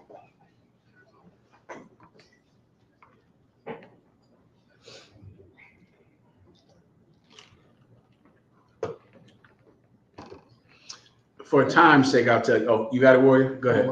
It's Jude chapter 1, verse 6. Let the young brother read, all right? See me one more time with the chaser, please, whoever has it. Go ahead. Jude 1 and 6. Jude, what is that? The New Testament, right? Just right before Revelation. Right before Revelations. The book of Jude. The book of Jude, chapter 1, verse 6. And the angels which kept not their first estate. That's what you need right there. And the angels which kept not their first estate. So now usually, of course, the word angel would confuse Christians because they don't know the Bible. The word angel means messengers, right? And there are angels that are celestial, that sit where the Most High sits. And then there are angels that are terrestrial. What I just said is in 1 Corinthians, the 15th chapter, right? There are bodies celestial and bodies terrestrial. The Israelites are the Most High's angels on this earth, on Terra, on the earth. We're his angels. And what was our first habitation? The Garden of Eden. That was the first place that the Most High gave us to be our home. Keep going.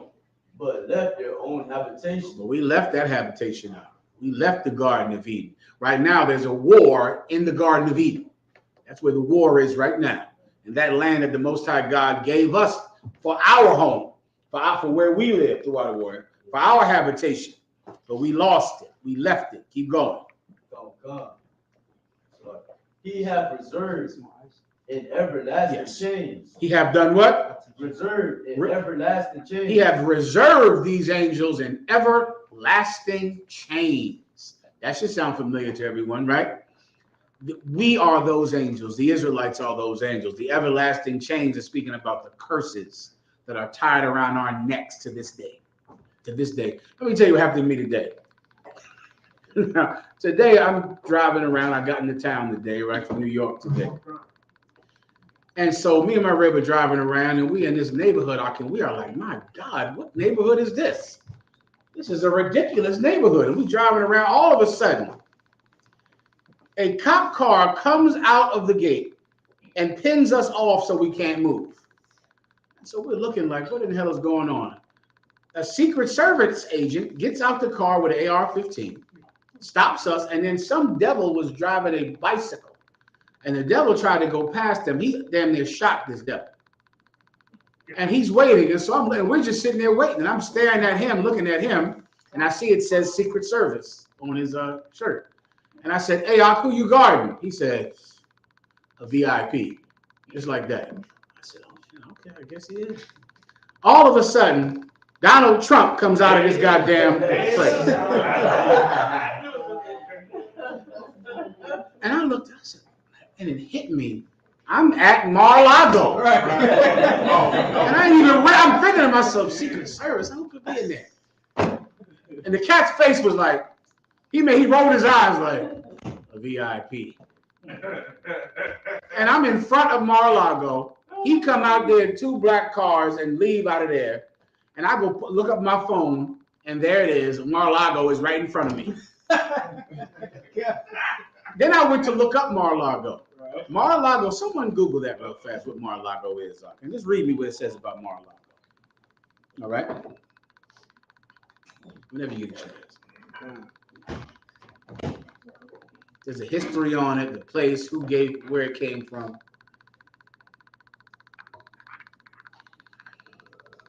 All right. Google. Yeah, that's it. You have a problem with it? No. This is the first one that comes up, we'll do. All right, okay. All right, so Mar-a-Lago Club is a resort and National Historic Landmark in Palm Beach, Florida. Let me make sure.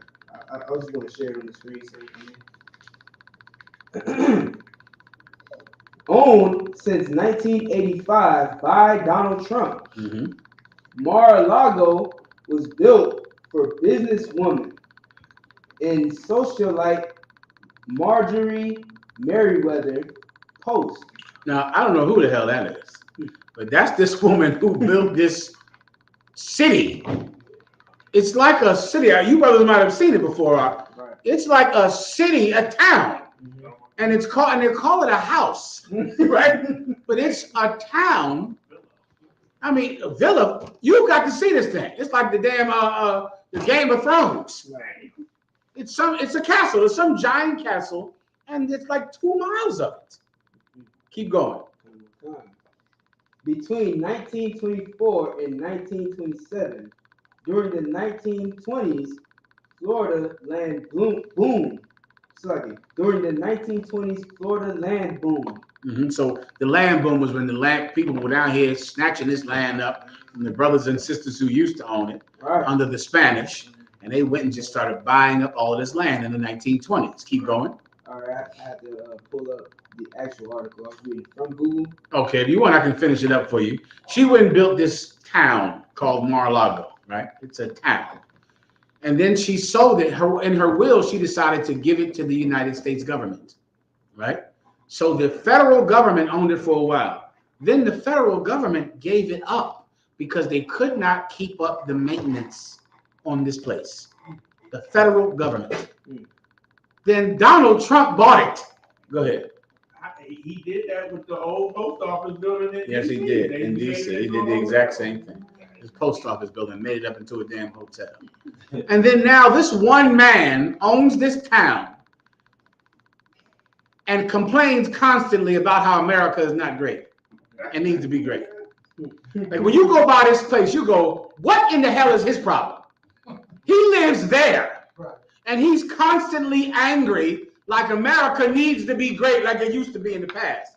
At the end of those speeches, he sleeps in that thing and drives in there that is like heaven in there. And the walls just keep going at this place. Go ahead. I got more on it. Please. Donald Trump learned about the estate after unsuccessfully trying to purchase and combine 2 apartments in Palm Beach for his family. He offered the Post family $15 million for it, but they rejected it. Trump purchased the land between Mar-a-Lago and the ocean from Jack C. Macy, the former owner of KFC, for $2 million, stating he intended to build a home that would block Mar-a-Lago's beach view. The threat caused interest in the property to decline, and Trump ended up getting the property for $7 million. Ooh, he's a snake. You would think he would have no complaints about America. You think he would say, well, listen, America is the greatest place on the planet. I live in Mar-a-Lago. This is the greatest country on the planet Earth. Instead, he's angry and bitter and hateful and resentful of this country that gave him that through all of his cheating. What does this prove of? That is 15 minutes from here, Mar-a-Lago. It's 15 minutes from where you're sitting. And when I told the woman at the hotel where I was going, she said, woo. That happened. I showed her the address. She said, oh, you going in the hood. Talking about this school right now. That's where we're sitting right now. She said, oh, you going in the hood. Because Mar-a-Lago is 15 minutes from here. 15 minutes. Do you understand that? We are in everlasting chains. Everlasting. Here we are still. Donald Trump is angry about how white people are doing in America. And he lives in Mar-a-Lago. You live in a place that no one would even drive down your street. No one would even go to where you live at all without having courage. That's a chain. It's tied around your neck. It's everywhere you go. Your father, your mother had the same chain. Your grandmother, your grandfather had the same burden. And here we are with that burden today. Everlasting darkness. Everyone gets it. Come on. I wanted a little commentary on those 2 statements that he made this past week. Forget about it. My goodness. Mm-hmm. Go ahead. Maybe we have 7 questions. I'm gonna get to you, Kubal Salaki, but what you're saying is true as hell. Go ahead. The first question is from Kyle Walters. Salakia, sir, I have a question. When it comes to men commenting and liking Instagram models' promiscuous videos and pictures, isn't that being lustful / sinning? Okay, you mean pushing thumbs up on a picture? Yeah, that's not a sin. That's not a sin. I don't know what the hell is wrong with you. Okay, it is not a sin to push thumbs up on an Instagram model's picture. That's not a sin. There is no scripture against that. Nor is there a scripture against being attracted to a woman. That is not a sin. I don't know what in the hell where you get that from. Oh, I remember church. Right. That's where you get that from. It just came to me. Church teaches men that they are not allowed to be attracted to a woman. That it's wrong. Come on. And then Kirk Franklin twerks. And then Kirk Franklin twerks. Says, I don't know. The whole reason that your husband had sex with you is because he likes girls. Right. Right. And you got to remember that. If he doesn't like girls, then of course he wouldn't like you because you're a girl. Right? So he likes girls. So you know that about him. Because how? Because that's how he got you. Because he looks at girls and he's attracted to girls. It is not a sin to be attracted to a girl. That's not a sin. What's a sin? It's a sin to have sex with a woman who has a man. That's a sin. It's a sin to be with a prostitute.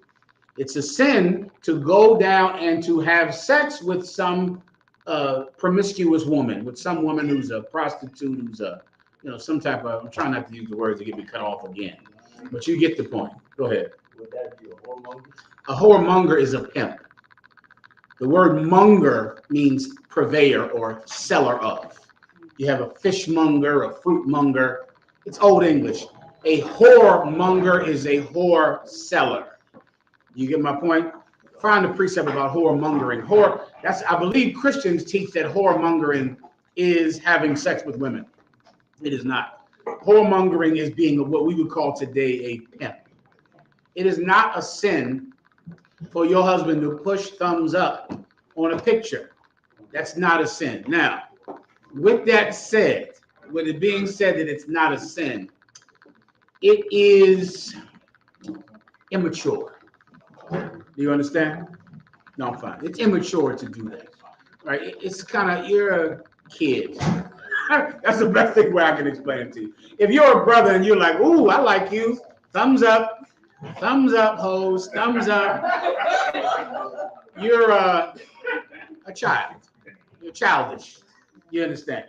Because of course, she's not going to meet you. You're never going to talk to her. You're not going to get to take her out on a date. You just want to let her know, I see you. I think you're pretty. And then she'll go, oh, he thinks I'm pretty. And then that's that. So you're a child. It's a childish thing to do. Have you sinned? No. There are some things that brothers do that are just childish because they're childish. You understand? They're immature. You don't want to have sex with him. You complain to me about it? I didn't tell you to do it. That's your man. Stand by him. All right, you picked him, right? All right, he's childish. He's a kid. Forget about the video games. I'll go on that for 15 minutes. About the video games. He's on for 15 hours a day. Is it a sin? No, it's not a sin to be on a video game for 15 hours. No, it's immature. It's an immature thing to do, but it's not a sin. And so many sisters, your problem really is you got too much insecurity. And that insecurity is just going to hurt you. You just constantly, you constantly just are threatened by other women. And that's immature. You understand, sisters, right? If you're constantly threatened, he pushed thumbs up on a stranger's video he's never seen, never met her, will never meet her. It's like going to Beyonce and going, thumbs up, Beyonce. He's not dating Beyonce. He's never going to meet Beyonce.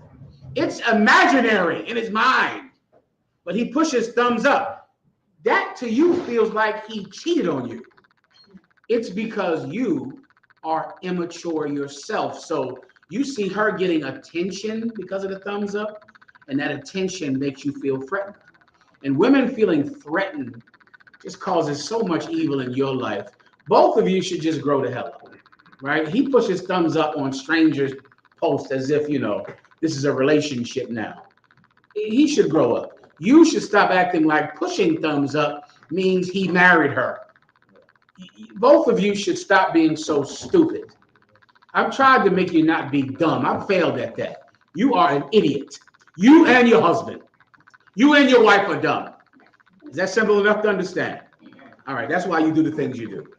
All right, you just do the things you do because you're unintelligent. Now, I would have you marry someone that's intelligent, but you didn't. You understand? You married a dumb woman, and she married a dumb man. So now what? You got to make your peace with your decision. He plays on his phone and thumbs up strangers.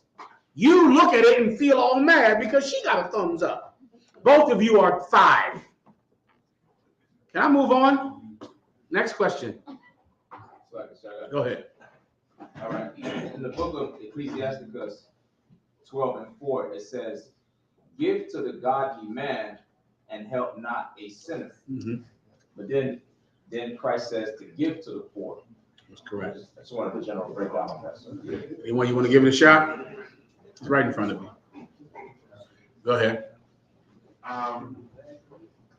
Because you give to the poor, that doesn't mean that they're sinners. Mm-hmm. That's correct too. It's different in the context completely, right? You read the one about give to the godly man and not to the sinner. That's in the Apocrypha, right? Read above it and below it. I'll explain. Go ahead.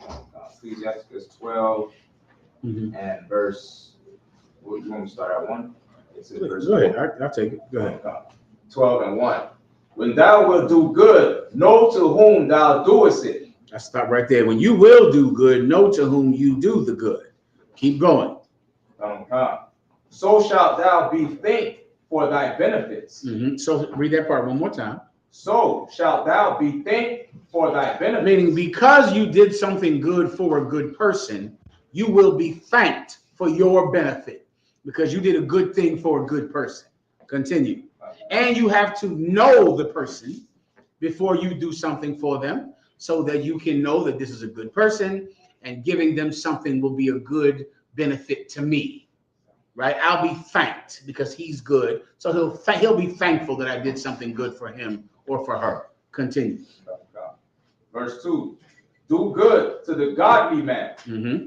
and thou shalt find a recompense. Keep going. And if not from him, yet from the Most High. Keep going. There can no good come to him that is always occupied in evil. Keep going. Nor to him that giveth no alms. Keep going. Now to him that does what? Giveth no alms. Meaning if you're someone that doesn't help anyone, no good can come to you. And if you're someone that is always occupied in evil, no good can come to you. Keep going. Give to the godly man, Mm-hmm. and help not a sinner. Mm-hmm. I'm trying to get to the part. I'm looking for the part where if you bring a sinner into your home, they bring the sin with them. This is the precept you need. For time's sake, I'm gonna have to give it to you, right? There's a precept that goes with this that's speaking about brothers and sisters in the truth and bringing them into your house, right? There's a level of help that you cannot give someone in the world. And then there's a level of help that you must give to people in the world. And the context of these scriptures let you know the difference. For instance, a food program. You hand someone some bread, right? A piece of bread, $1 in a cup at a gas station. Things like that are good for you because you're doing something for the poor. Christ said this. Give me this precept too. Where Peter said, how can I say, be thou healed if thou art hungry? First, I must give you food, and then I can give you the truth, or then I can say be healed. It's in the New Testament, meaning if people are hungry, then what difference does it make if you tell them repent or change when they're starving? So first you got to feed them so that that need can be satisfied. Then we can work on the needs that are larger and more spiritual. But it doesn't work if the person is starving to death. You get the point. You have it up? Okay, go ahead. So you're saying, do we have to know the people to help them out? You have to know there is a kind of help that you do have to know them. And then there's a kind of help that you don't, which is why these precepts seemingly contradict each other when they don't. Because there's a help that you give alms to the poor, which is why it just used it right here. There's a help that's meaning there's a help that's bread, $1, an old shirt that you don't use anymore. Then there's moving him into your house because they're homeless. Then there's the big help. Well, if you do that to the wrong person, it's going to be a mistake. So you got to do both. You got to help people who you don't know that they're good people. All you know is that they're poor, right? Then there's the big help that you can only do to someone that you know. Do you understand? You got to know them. But of course, alms to the poor are to thousands of people that Christ didn't know. When he's out there helping them and feeding them and healing them and doing everything he did with them, he doesn't know them. He just knows this man has palsy. Christ healed a brother who had cerebral palsy, whose arms were withered. He healed them and walked away. He healed hundreds of people. So many people, a lot of them are not even in the Bible. He doesn't know these people, but he knows they're sick. Then there was a help he gave the 12 disciples, which was a totally different kind of help. Do you understand? That it's different. He took those brothers who were with him. Remember, there's a scripture where these brothers stayed with him all day, learned with him all day. And he numbered them in ranks, 5,000 of them, and fed those 5,000 with the fish and with the loaves that he multiplied, but with his power. Then there's help that he's given the brother over here who's blind, and the help he's given this person, and help he's given a whore. Remember, there was a woman that was about to be stoned to death. And he intervened and showed the people who were going to stone her that they were just as wicked as her. And then he didn't stone her. He knew she was a whore. He still helped her. You get my point? It's it's context. So does that mean you should never put $1 in a cup at a brother at a gas station? No. You should put that $1 in that cup. You don't want to do it because you are just wicked. You're wicked, so you don't want to help any poor person because in your mind, you're jealous of his poverty. You think somebody should be putting dollars in your cup. You're jealous. So you want to get a job. You stand around the gas station all day. Well, I got to go to work all day. Nigga, quit your job and stand at the gas station. Quit and get out there with a cup. So that now you can finally be living the dream of getting free money in a cup at a gas station. Give them the $1. It's nothing. The I.S.U.P.K, of course, we have food programs, clothing programs. We help poor people that we don't know. Damn right. And then there's the help we give you. Oh, we don't do that for everyone. Do you understand? The thing that we do for you, we do not do for the people at the food program and at the clothing giveaway. We don't give them what we give you. You understand? Come on. Go ahead. Should we concern ourselves with what they do and say we give them money with it? Should we concern ourselves about what they do with the $1 or $2, $3 or whatever? Like if you you say somebody standing at the corner shop, and most likely he's gonna go buy a 6-pack of beer, or he's gonna go buy drugs. Should we concern ourselves with giving them the money if we? I don't know if we say we know he's gonna go do it, but most of the time he's gonna go do that. Okay, let's say you are concerned with what he's going to do with it. Then what do you do? Let him answer. If he say he wants something to eat, go buy the food for him. You say you go to the store and you buy the food for him. Yeah. But now, of course, since you bought food for him, he has more money for crack. Doesn't he? So you don't give him. So then what do you do then? You get the point? Like, let's say, so you like, okay, I'm not going to give you the money, but I'm going to give you the fried chicken.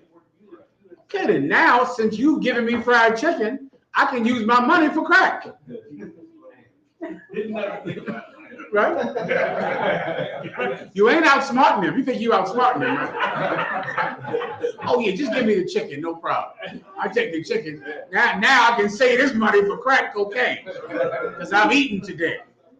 This is what you should do, you should give him the money because you're a good person, not because he is. Right. You understand? That's why we're giving out the money, because we're good, right? Right? Because I know that I must give alms to the poor, because no good can come to me if I don't give alms to the poor. Now, I cannot help a sinner. That's a whole different kind of help. It's a different help. Give me the one. It's in the Apocrypha. It's right around here. When you bring them into your home, you bring a sinner into your home. So many of you won't put $1 in a man's cup, but you'll move that wicked cousin into your house. Yeah, tell me you don't. You move that nasty right in your house, sleeping on your couch.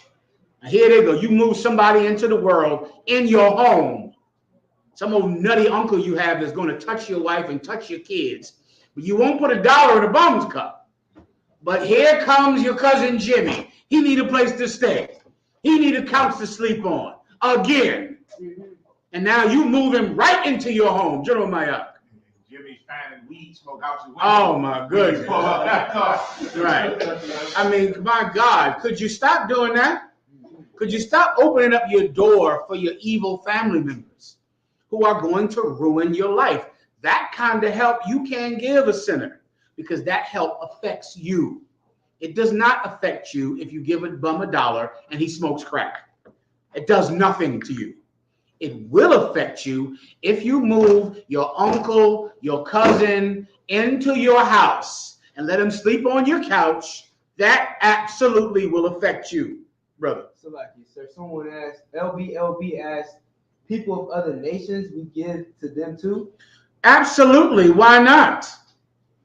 The kingdom of heaven is going to be us taking care of them, feeding them. Let me ask you a question.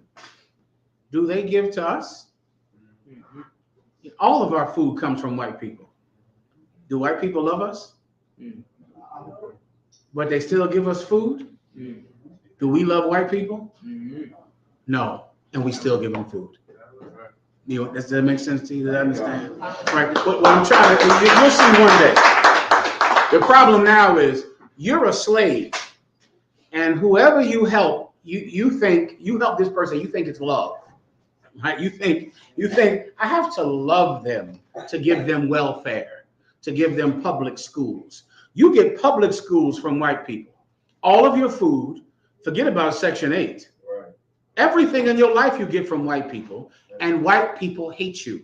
Right. The kingdom of heaven, we are going to give them everything. You understand? Everything. Right? It just that should be easy to understand. I don't know what else I can do for you. Go ahead. I got a scripture you want. Please. Book of Ecclesiasticus, chapter 12, verse 1. When thou wilt do good, know to whom thou doest. I think that's the one he pulled up. I wonder one if thou bring him under thy roof. If thou bringest a sinner under thy roof, I'm probably misparaphrasing it. Same chapter. You bring him into your house, the evil will come into your home with him. Give it a shot. 12 and 14. Come. The book of Ecclesiasticus, chapter 12, verse 14. So one that goeth to a sinner and is defiled with him in his sins, will pity. For a while he will abide with thee, but if thou begin to fall, he will not tarry. For a while he will abide with thee, stay with you. But if you begin to fall, he will stop staying with you. He will not wait with you if you begin to fall. He's with you because he needs a place to stay. We used to call it in the truth being baptized for a bed. So many people they join the truth because they need your help. You understand? They're homeless. They don't have anything. So now they join the school trying to get some help. So what do? We're proving them to make sure that they're not that kind of person. So now we make them go through all of these things, Hebrew Academy, this and that, a trooper, giving them orders and doing all kinds of stuff, just to drive them out to school before we give them the big help. And the big help is always coming, right? If someone stays around long enough, before you know it, they're going to need help. That is a sacrifice for us to make. And you want to get them out of here before that if they're not worthy of it. That's the kind of help that you give someone that you know who he is. You know the type of person he is. Now he's earned this kind of help. Then there's $1 that you give a bum. And there's an old shirt that your wife can't fit anymore that you give somebody at a damn food program that affects you not at all. Right. In no way at all. Other than you making sure that you're taking care of people who have less than you. And that's that. All right, come on. Salakia, sir. Is that why Christ gave the coin to the? Give him a hand. Correct. That's why Christ healed a white woman, the same white woman he just called a dog. He called her a dog and then healed her daughter. Brothers and sisters, we're going to provide every need for white people one day. Every need. They're not going to be able to survive without our help. They're going to need our help to live every day. That day is coming. So you should prepare yourself. We are. Right now, if you're poor and you're white, we're going to help you, not because of who you are, but because of who we are. We don't want people to be poor and starve to death of any race. That means we should be in charge. That means we should be the people that run this planet, because you would starve us. You would hurt us. So why don't we rule the world? Because we won't let white people under our authority starve. We won't let Chinese people under our authority starve. Do you think that we let the things that they let happen to us? Do you think we would ever do that to them? We would not do that ever. So then we should be in charge, not them. Come on. General Cabal, you're in the back, right? You got to keep them alive so you can get double. It says that they're going to, You got to have some of them around. Some of them got to be here. Correct. Somebody got to work. Anything else? I'm sorry, sister. Sir, I had a question. Please. There's 2 scriptures in the Bible, Mm-hmm. and it mentions espousal and betrothal, Mm-hmm. but it mentions husband and wife as well. So, like, is that marriage? Mm-hmm. The scriptures are Deuteronomy 20:7, We'll read, okay? What's the other one? and Deuteronomy 22, verse 23. Solid. We'll get them down right now, right? I gotta do my color purple too in a minute. Okay, let's do these questions. Let me see if I wrapped up the ones online as well. All right. I read the scripture for the priest, for the sister, please. See me one more time, please. Whoever has it, let's read it quickly. 20, verse 7. 20 and 7, please. If you have it, whoever has it can read it. You got it up. Deuteronomy 20, verse 7. Mm-hmm. And what man is there that has betrothed a wife and has not taken her? Mm-hmm. Let him go and return into his house. I'll explain. Betrothing a wife is the process of marrying a woman. Part of that process is betroth. It's the part that comes before the sex, right? Betroth is like engagement. I'm sorry. It's like an engagement.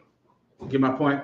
Let me give you the whole scenario. It's how marriages happen right now in the UPK. It's the old way of getting married. A long time ago, your father would choose who you married, right? Your father would know this brother, know him, examine him, right? And vet him, make sure that he's of the proper stock that he should be from. Comes from a good family, a family your father knows, a family close to your father, right? And then he would arrange a marriage. That time of arranging it is the betrothal time, the time before you're actually, you had sex with him, but you're promised to him from the father. The father has said, throughout the word, if you don't mind, the father has said, I choose this man to marry my daughter. Now, usually in that time, you weren't married because the husband, the future husband, that's it, was getting together the dowry. He had to pay to marry you. The precept you need is when Jacob married Laban's daughter. Someone pull up for the sister, all right? There was his brother named Laban, and he had a daughter. What was her name? Rachel? Who was the first one? Was it Rachel and Rebecca? Leah and Rebecca, the water sister. He wanted to marry, I think, Leah, right? He wanted to marry her. The father said, yes, you can marry her, but you have to work for me for 7 years. Those 7 years was their betrothal time. She couldn't go marry another man because the father already said, you are going to marry her after you work for me for 7 years. So for 7 years, she was betrothed to him. That's betrothal. The 7 years was up, a whole mess happened. He married the older daughter. Then later on, he got both of them. You get the point, right? But that 7 years is the time when she was promised, but she was not given away yet. So the time when you promise a woman to a man before he actually takes possession, that time is called a betrothal time. All right, you're betrothed to him. She's betrothed to him. He's betrothed to her. You get the point. All right, read the next one. What was the other one she asked for? Deuteronomy, and it's chapter 22 and verse 23. Deuteronomy 22 and 23.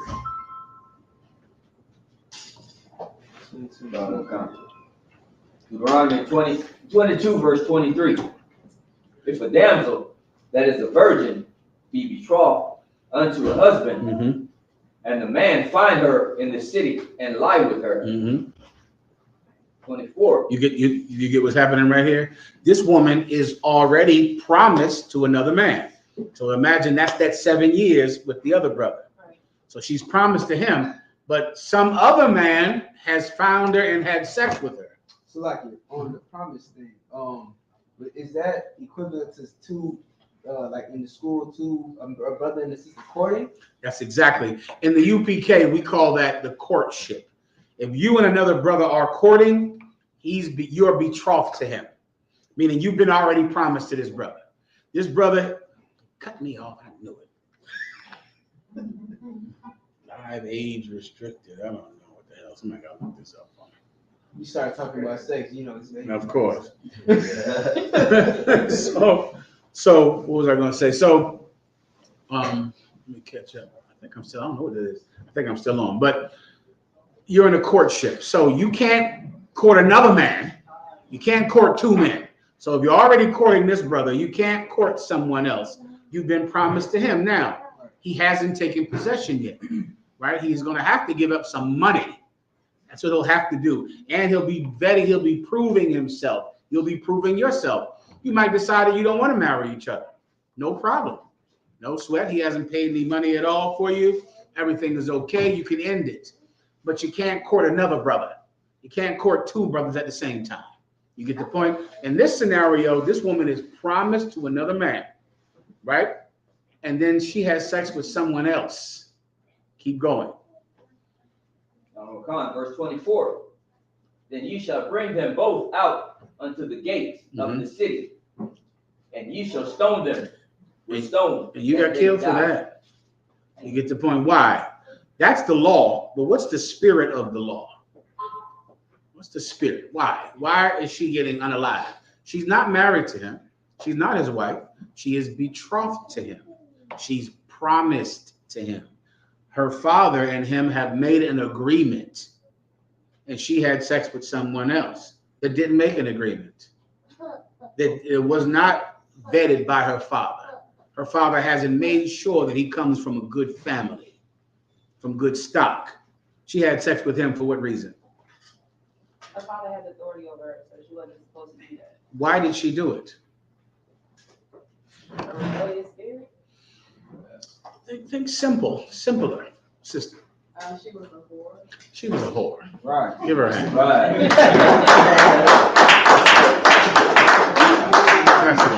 Speaking of the color purple. Right. Yeah, she was a whore.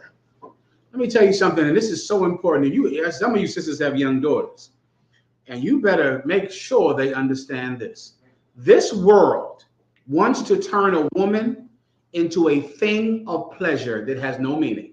Right. That's what they want you to be. They want your daughter to be that. They don't want you to have a mind. They don't want you to think.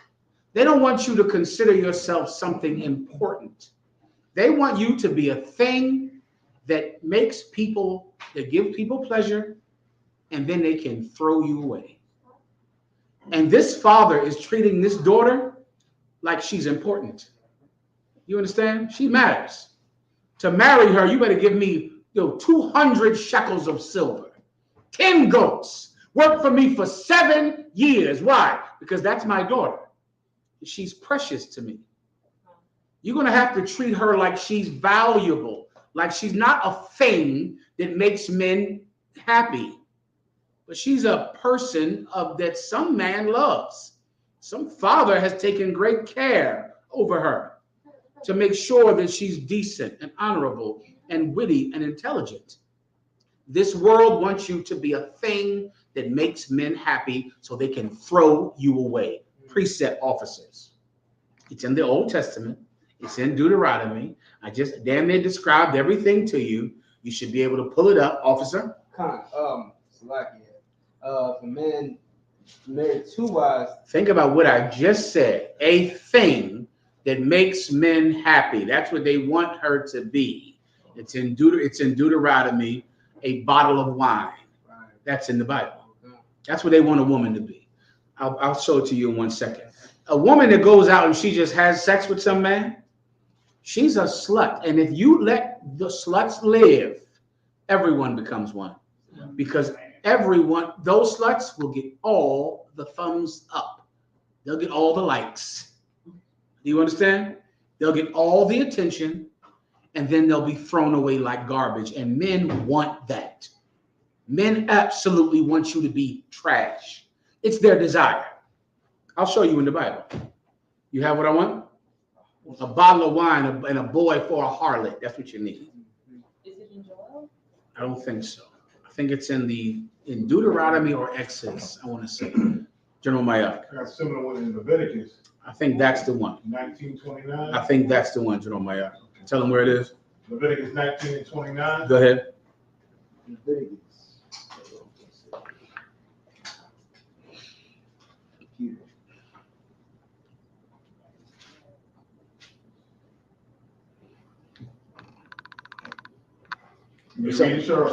Someone else will get it for you, Mike. Go ahead. The book of Leviticus, chapter 19, verse 29. Do not prostitute thy daughter. Do not do what? Prostitute thy daughter. Do not prostitute thy daughter. Don't make your daughter a whore. That was commonly done. Why? Because we were poor. So if you're poor enough, you know you have something in your home that everybody wants. There is no woman that cannot have sex with any man she wants. If you're a woman, you could have sex with the president. You could do it. Ask Monica Lewinsky. I wish I had a big TV screen to show you what Monica Lewinsky looked like. You should see her. Monica Lewinsky was just something that was around the president and he had sex with her. Right. Because if you're a woman, you can have sex with any man. I don't care who the hell he is. I don't care how famous he is, how rich he is. He will have sex with you. He will do it. You absolutely could have that. And you want to kind of teach little girls that so they're not surprised by the attention.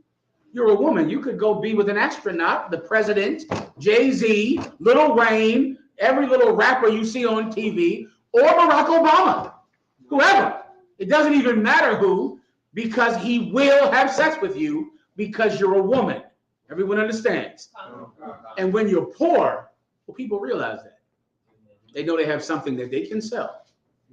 They absolutely can sell. Keep going. Lest the land fall to hoarding. But if that is this a bottle of wine, Mayak? No, this is Okay, that's the one I need. This is an excellent precept. But let me get the bottle of wine to make you have more you want to read. The Joel 3. Okay, is that the one Joel Salaki? I believe. Go ahead. Go ahead. I think that's the one the sister said, I believe. Go ahead and read that up. The book of Joel, chapter 3, verse 3. And they have cast lots for my people. Mm-hmm. They have given a boy for a harlot. They have given a boy for a what? For a harlot. For a harlot, meaning a boy is equal with a harlot. So you take a boy and you turn him into something you gamble with. He's nothing. What will he? I'll sell this boy for a prostitute. Now this child who was a boy, now he's a prostitute. They do that all the time in the music business. Right. They'll take you and now your son is now someone that Puff Diddy can have. Someone that Kirk Franklin can have, anybody who has money can take my son and now have sex with him. Why? Because I need money and this man is rich. So now I'll sell my son to be a whore. That happens all the time on the streets and it happens in the music business, which you know about these from it coming up on your phone. Come on. Some of the sports figures as well. Oh, forget about it. Sports figures, some old coach is going to have sex with your son. R. Kelly, those girls he had, the parents gave those children to him. The parents. The parents said, listen, all right, no problem. You can have it. We need money. Take my son. Take Usher. I'm Usher's father. You can have him. You can have Usher. You can do what you want with Usher. They would sell a boy for a harlot. Keep going. And sold a girl. Sold the what? A girl. Sold the what? A girl. And sold a girl. Keep going. For wine. For what? For wine. Sisters, this is hard to understand because of what the world teaches women. You want something? Go ahead. I just want to give you a time check. Please. It's 9:20. Well, let me know when we got to end it. All right, just tell me. All right. This world wants you to be something that men could just drink up, throw away, or just spill on the floor. Like you're just nothing. It just makes them happy. That's that. They can get drunk off of you. They can share you with their friends. You understand? You're just nothing. You just don't matter. They'll spill you on the floor. And that's what men want. They want that. They don't want to look at you as something that has to be valued or cared for or considered at all. You are for fun. That's it. You're a bottle of wine. We all get drunk on you. We'll pass you around to all of our friends. We'll spill you on the floor and leave you there. And that is what men want women to be. It is their base desire to not look at some woman like she's something valuable, but to consider her a bottle of wine. And there's only one man that won't let that happen, and that's your father. He won't allow that. You understand? He's a man too, right? He is just as aggressive as those men that want to turn you into a whore. He's more aggressive to make sure you're not. Right. And that's what this whole law is about. That's why if a woman does this, she gets stoned. The man gets stoned. Because if not, a woman will be a bottle of wine to be shared with everyone. And you don't want that. Everyone understands. Let me go into the color purple for the time check. All right, clap it up. Let me show you something. This goes directly into our topic of the color purple. The color purple came, what do you have? Just give me whatever you have for the color purple, all right? And you got to read it. The color purple, right? Let me just explain it to you in time, right? There was a book a long time ago written by this woman named Alice Walker, right? Alice Walker married a man named Marvin, Jewish name. Okay. Losenthal, Ribbenthal, Seventhal, Jehovahwitz, Jerry Seinfeld, right? She married him. Now, her and her husband got one of the first interracial marriage licenses in the state of Mississippi, right? After that, she wrote a book called The Color Purple. Now, I want to first read what she said about this book. Do you have that? I have the article you said. Steven Spielberg says. Not that next. Okay. Give me Alice Walker. Lesbianism in The Color Purple by Alice Walker. All right. That's what you need, all right?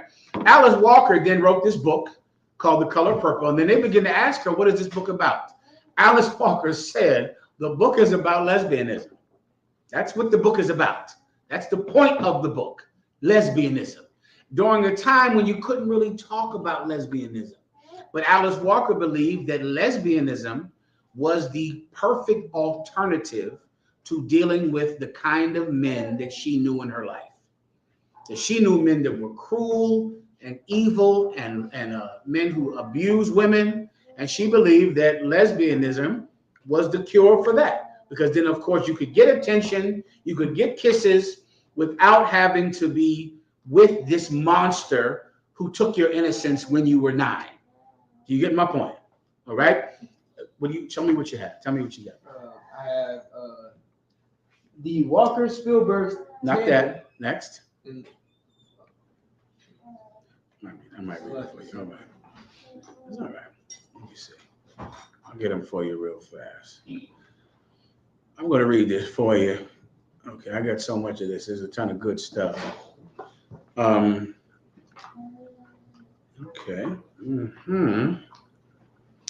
Okay. First, do you have Whoopi Goldberg? I have Lesbianism in the Color Purple by Alice Walker. That's the one I asked you about. Do you also have Whoopi Goldberg? You play Whoopi Goldberg and start it from when? Do you know when it started? It said you're going to start it at 1:21. Now this is an interview that Whoopi Goldberg did back after the Color Purple, the first Color Purple movie came out. Right? I started it from 1 minute and 21 seconds. Can they hear it if you play it? Yes, sir. Listen very carefully. All right, go ahead. 1 minute and 26 seconds. 1 minute and 21 seconds. Go ahead. 1 second. I can get a second to just skip to it. No, sir. All right, then I'll go to the other one. Yeah, lesbianism in the Color Purple. I'll go to that. Okay. Here we go. This is Lesbianism in the Color Purple by Alice Walker essay. This is an essay she wrote about lesbianism in the Color Purple. Okay, introduction. All right. The epistory novel, Color Purple, is a story of resilience and great transformation where the author gives a lot of ideas, relationships of friendship, oppressive domination, courage, and the quest for independence. I'm going to skip down. As a child, she is sexually assaulted, right, by the stepfather and has 2 children with the stepfather. These experiences make her more inclined to a bisexual life, especially one she meaning Celie has with Shug Avery, Mr.'s mistress. This relationship brings one aspect of lesbianism that is expressed in the book. Meaning what? Because she was assaulted as a child by her stepfather, it brings her into lesbianism, which proves everything that Commanding General Yahanna has taught us about sexuality true. What do they say now about sexuality? Who knows? They say you're what? Born gay. Everyone says that now. In this essay, in this book, they're saying because she was assaulted, it made her open to bisexuality. That is true. Then that means you're not born gay then. Right. You're gay because of trauma. According to Alice Walker. You're going to go see the movie. According to Alice Walker, this assault from her stepfather changed her sexuality. I thought you couldn't change that. I thought your sexuality was how you were born. That's a lie. That's a lie. That man made you a lesbian. He did it. He made you gay. According to Alice Walker, not according to me. Mr. made Celie gay. He did it. He assaulted her, and because of that, she's gay. That is a fact. Now, what does that prove? That proves what we teach is correct. Because this world tells you what? That you're born that way. You're not. You're not. You're that way because of him. He decided what your sexuality would be. Everyone understands, right? You have the video yet? Let me know when you're ready. Play it, please. Me and should make out. They just weren't. One kiss is all you get. You know, we didn't really talk about the fact that she was a but people on because the NAACP, then people were mad that we didn't make the book exactly. But it's like, you know, that's 1984. Nobody was going to let me and Suge make out. They just weren't. One kiss is all you get. You know, we didn't really talk about the fact that she was a lesbian. We didn't talk about it because 84, we could say the word lesbian. Remember, you couldn't say it in the children's hour. Let me tell you, you can pause it out. So many black women who saw the first Color Purple, they loved the movie. You love the movie because they did not show you the lesbianism in the book because they didn't feel they could, which is what Oprah Winfrey is trying to say. She's trying to say they wanted to really make it a lesbian movie, which is what it is. But Steven Spielberg didn't want to put it in the movie. So what do? You get one kiss with Shug Avery and Oprah Celie.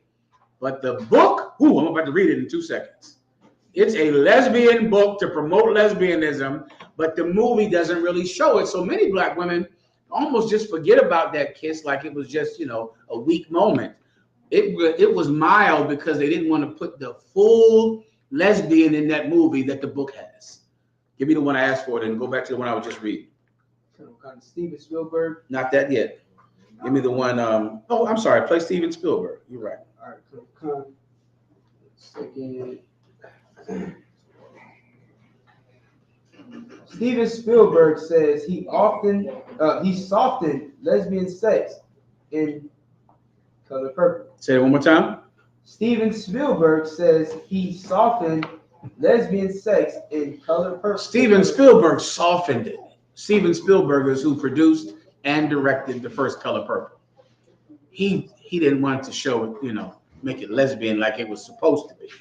It was supposed to be a full-out lesbian pornography, but he wouldn't let it be that, and he's going to explain why. Come on. Salaki, you know it's bad if a devil trying to tone it down. Ain't that something? The devil saw the lesbian thing like, God, that's too much lesbian. He's going to say it right here, too, what the brother just said. Go ahead, read it. Steven Spielberg says he was the wrong director to acquit some of the more sexually honest encounters. Steven Spielberg said, I couldn't even direct the movie this nasty. It was so nasty, I was the wrong director for it, really.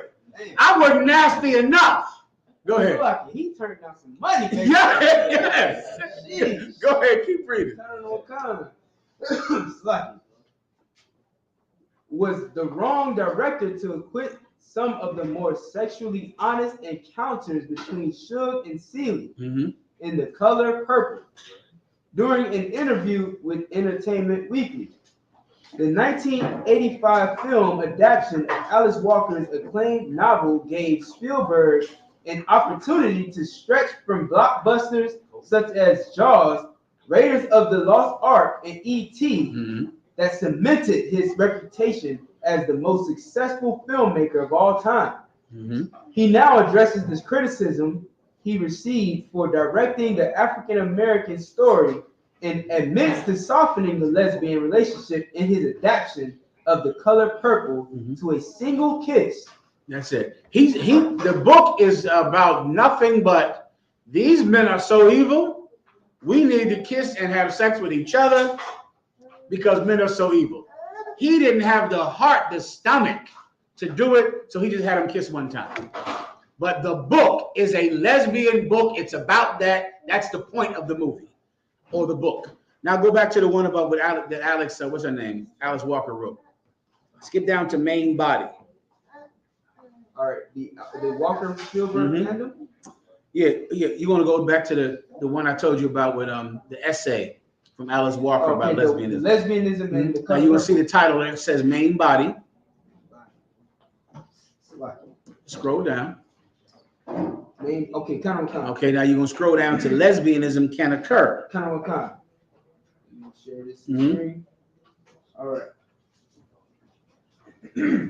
Lesbianism can occur to the woman who live or work, to the women who live or work together in a platonic or a more emotional level. Man, Alice Walker is saying that lesbianism can just occur with women that work together on a platonic level because they're so emotional. Meaning, so many girls think they're lesbians simply because they're emotional. Because you cry so much and you're moved by so much and everything makes you feel so much. So because your feelings are so raw, you could just be a lesbian because you're emotional.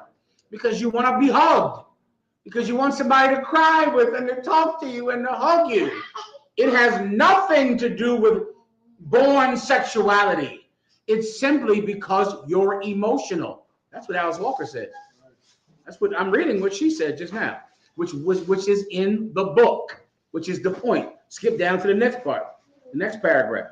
The second lesbian relationship of revolt against oppression. Read that one more time. The second lesbian relationship. Listen carefully.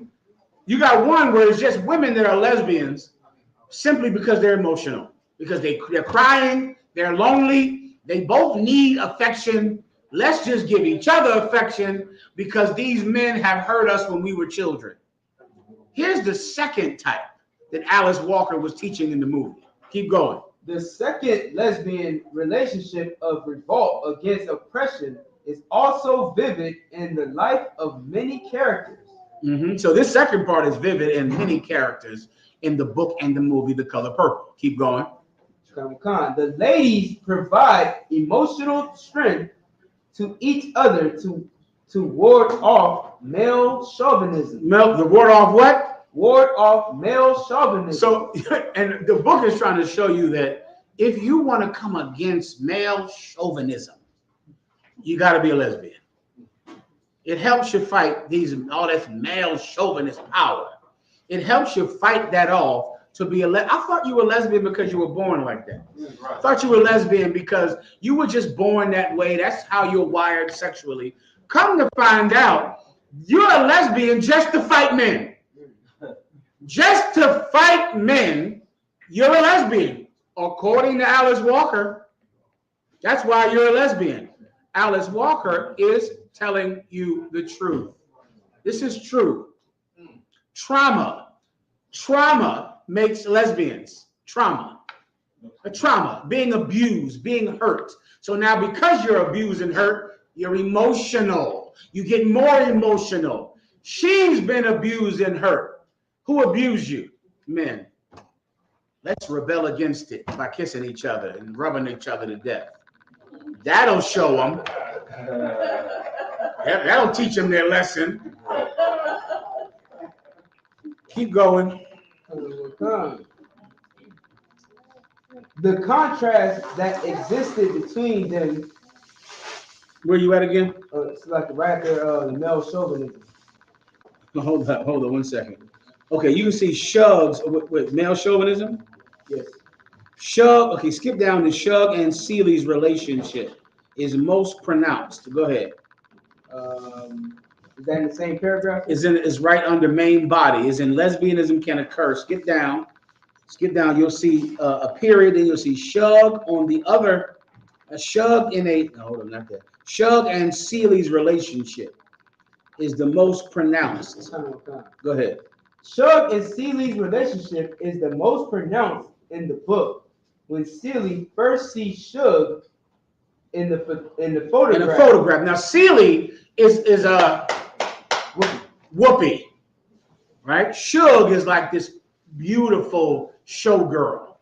If I could, in the movie, Shug told Whoopi, "You show is ugly." Yeah, that's what we're about to read right now. Right. Here's another thing that makes lesbians. It makes them, according to Alice Walker, the belief that you are ugly. If you believe you're ugly, if you're insecure, then you'll become a lesbian. Not because you're born that way, but because you have low self-esteem, according to Alice Walker. Keep going. When Seeley first sees Shug in a photograph, she remarks that the most beautiful woman I ever saw. Seeley saw Shug Avery, and she said, "That's the most beautiful woman I ever saw." Keep going.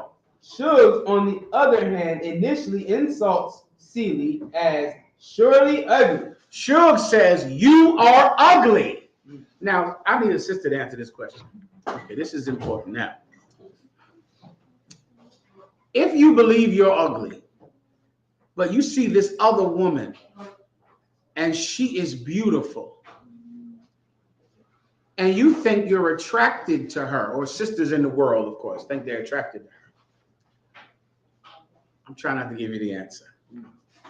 What are they really attracted to? What's really happening? You see a woman and you go, "Boy, she has a beautiful body, beautiful face. Men like her." What are they really attracted to? Does anyone want to give it a shot? I'll take it online too. It's something that the author of this book understands. She gets it. Go ahead. Attention. No, not attention. Remember, she's ugly. You sure am ugly. She's ugly. She's not. Right? She's not ugly. I'm ugly. I'm ugly. She's not. You start a relationship with her because really, I'm trying not to give it to you. See if someone can answer online. 1 second, give them a shot. Online. Go ahead. The idea of Black Authentic Truth said the idea of being that beautiful woman. Give her a hand. I think that's the brother in California. Oh, give the brother a hand. You know what women are attracted to? You are really having a lesbian affair with your perfect self. She's you. You understand? You want to have sex with you, but the you that's beautiful. The you that men like. And you look at a woman, and because she's just like you, having sex with her is like loving you. Loving you. I'm going to tell you another thing that happens. If you have a mother that's cruel, that's evil, that never hugged you, that never touched you, you're going to find a big, rough, tough dyke that's going to be your mom. In prison, you're going to do what? If you've been to prison before, I know you haven't. You sisters haven't because you're so righteous. But in women's prison, what do you call her? Have you heard? Mom. That's what you call her. Yeah. You call her mom in prison. They call it, in women's prisons, they're families. You understand? That's mom. That's your mom. Right? You're looking for you. You understand? But the you that is not ugly, the you that is not too shy, the you that is not so ugly and stupid and boys don't like me because I'm too fat, I'm too skinny, I'm too ugly. Wow, look at her. She's everything I want to be. You're really trying to be with yourself. You understand? But the self that's better than you. It raises your self-esteem because she's a woman. She's you. According to Alice Walker, who wrote a whole book about being a lesbian. And then they made a movie out of it. Keep going. In their first meeting, they became close. Makes Sealy begin to appreciate her work and engage in lesbianism.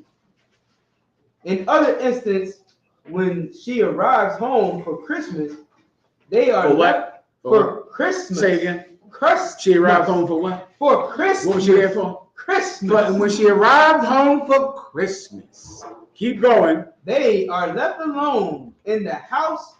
Suggs asked to stay warm in Sealy's bed with her. Now that's going into the book. Let's go into that if we have a little time. If you got to roll, just roll, Akim, all right? We're going into the book now. Now give me some excerpts from the book. Do you have that? 1 second. You have okay, I have Whoopi Goldberg on the Not that. We already went over that. The one we just read with the lesbianism and color purple. Not that. This is a straight up. It says you can tell it's an excerpt. It's highlighting like yellow. Right. So like if you can look. This is it. This sir. Yes. Let's go into that. This is the actual words in the book that Steven Spielberg didn't have the stomach to put in the movie. All right. Go ahead. So this is the scene. So they're home for Christmas. This is after, and the fact that Alice Walker made the woman call her ugly, it's just telling you Alice Walker just understands how women get like this. You know, if you believe you're ugly and unattractive, you absolutely can drift into lesbianism to feel pretty. You're a woman, you want to feel pretty. If you've been abused and sexually abused by a man, you need to feel important because you feel like you're nothing, right? Alice Walker understands that. Here's the actual wording in the book. Go ahead. She said, like she's surprised. I kiss her back. Say, too. Us kiss and kiss till us can't hardly kiss no more. Then us touch each other. Yeah, that's in there. This is the book. Yeah. Steven Spielberg said, I can't deal with that. That's too much for me. I'm a white man in Hollywood, and that is just too much. We're not done. Keep going. On the night that Suge and Silly first sleep together while their husbands are away. Silly tearfully confesses to Suge that her own father was the father of her baby. She tells her, this man, you know, assaulted me and hurt me. And Suge, of course, is there to listen because she's a woman. She's sensitive. She's nothing like him, right? She's not a big, cruel animal, right? And she listens to her. Keep going. Suge tells Silly that she loves her. Oh, my goodness. Let me tell you something. This makes more gay men and more lesbians than you can imagine. Someone to just say, I love you. I love you. I care about you. You're beautiful. You don't have to be shy. Look at you. You're so pretty. This makes so many people come into the alternative lifestyle because they've never heard it before. You're not born like that. You needed love and affection. You need someone to care for you. You've never been cared for. So now someone that gives it to you, you'll give them sex simply because they're giving you the thing that you need, which is kindness that you've never had. You're not born like that. Trauma makes lesbians. Trauma. Who said so? Alice Walker. She said it. My stepfather is the father of my two children. This is what they said on the night they first slept with each other. This is what she told her. Keep going. Suge tells Silly that she loves her, and her comfort soon turns physical. The two women allow their friendship to become sensual. Readers may hope that Silly, feeling safe and loved and honored by Suge, finally experiences the joy of sexual contact. Why they do it? Because they're just that's how their bodies are born, being lesbians. Because she felt safe and loved and cared for. You're not born lesbian. No one is. Right. No one is. That child molester did that to you. That person that hurt you, that parent that never kissed you, never cared for you, that called you names, that was cruel to you. That's why you ended up a lesbian. That's the point. According to Alice Walker. According to her. You have any more? That's it, sir. Let me give you another one. Okay, and then I'm going to show you who really wanted you to be a lesbian. We're going to skip down. I got another one. This one is not highlight, but is it's the next one. Yeah, read the next one. It looks just like it, but it's not highlight. All right. Go ahead. Only time. Go ahead. All right. Kind of a concept. You want me to start at only time, you said? This is another quote. Keep going. Okay, I don't. It's right here. It's right under it. Only time. It's in quote. It's a quotation. What do you have? It looks just like it, except it's not highlighted. I have two, but here you go, right there. Take that right there. Go ahead. Only time I feel something stirring down there is when I think about Suge. So now, after Suge has given her attention and kindness and compliments and love, remember, Suge made her dress up pretty, put a pretty, outfit on her. Made her look in the mirror at herself. Made her feel pretty for the first time in her life. Then she has sex with this woman, if you want to call that sex, right? And then now she's talking about it. Now, read it one more time. The only time I feel love is when I'm with Suge.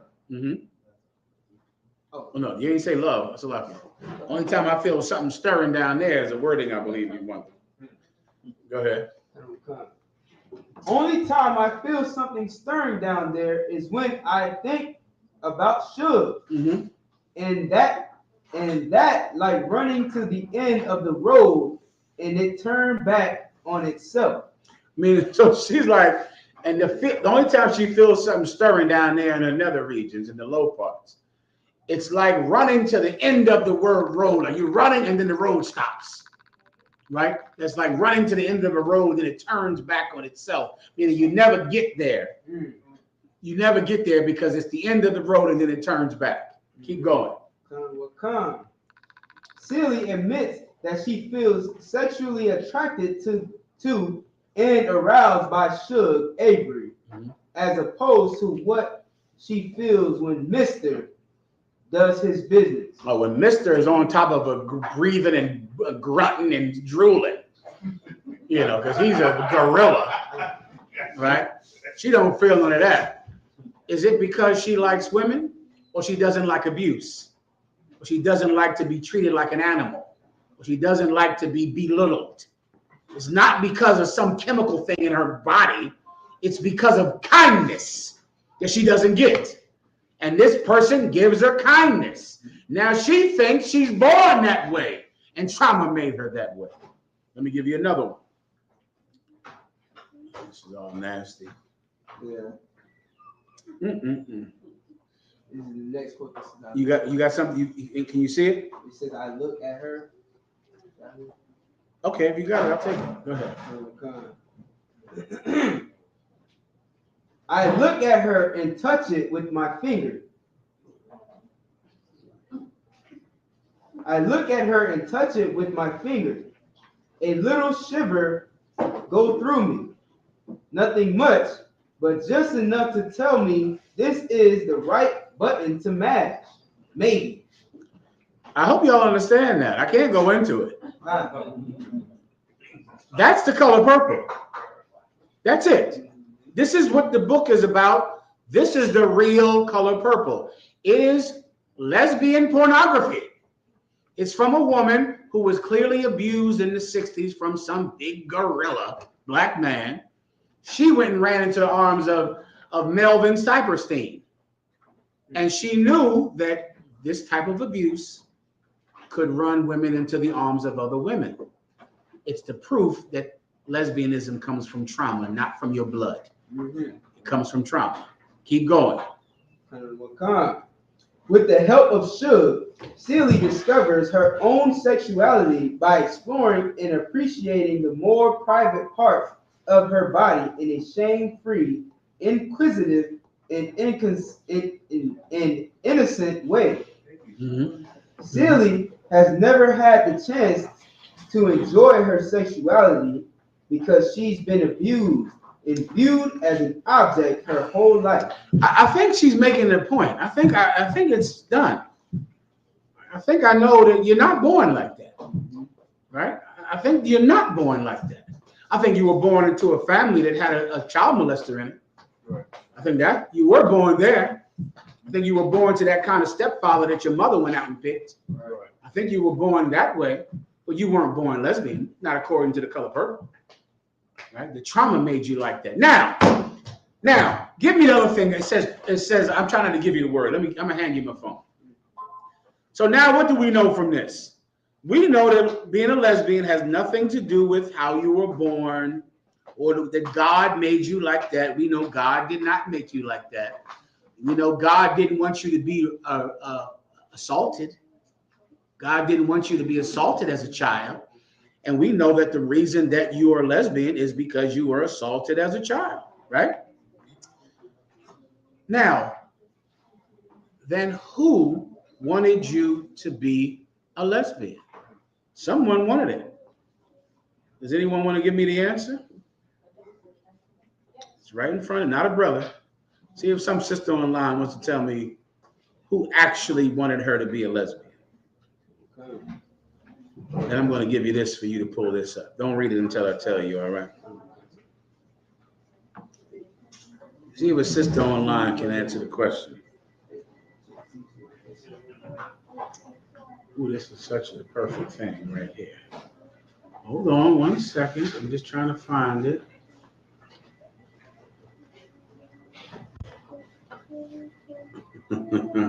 Hold on. Hold on. Here we go. Check this out. Hold on. You're going to just read the title right here, right? And then you're going to read the answer, which is right down there. Okay, so the title and then the answer right there. Okay. So now we know that, you know, The Color Purple is a movie that hates men because, of course, there are so many women who have been abused by men, right? And we know this abuse creates lesbians, right?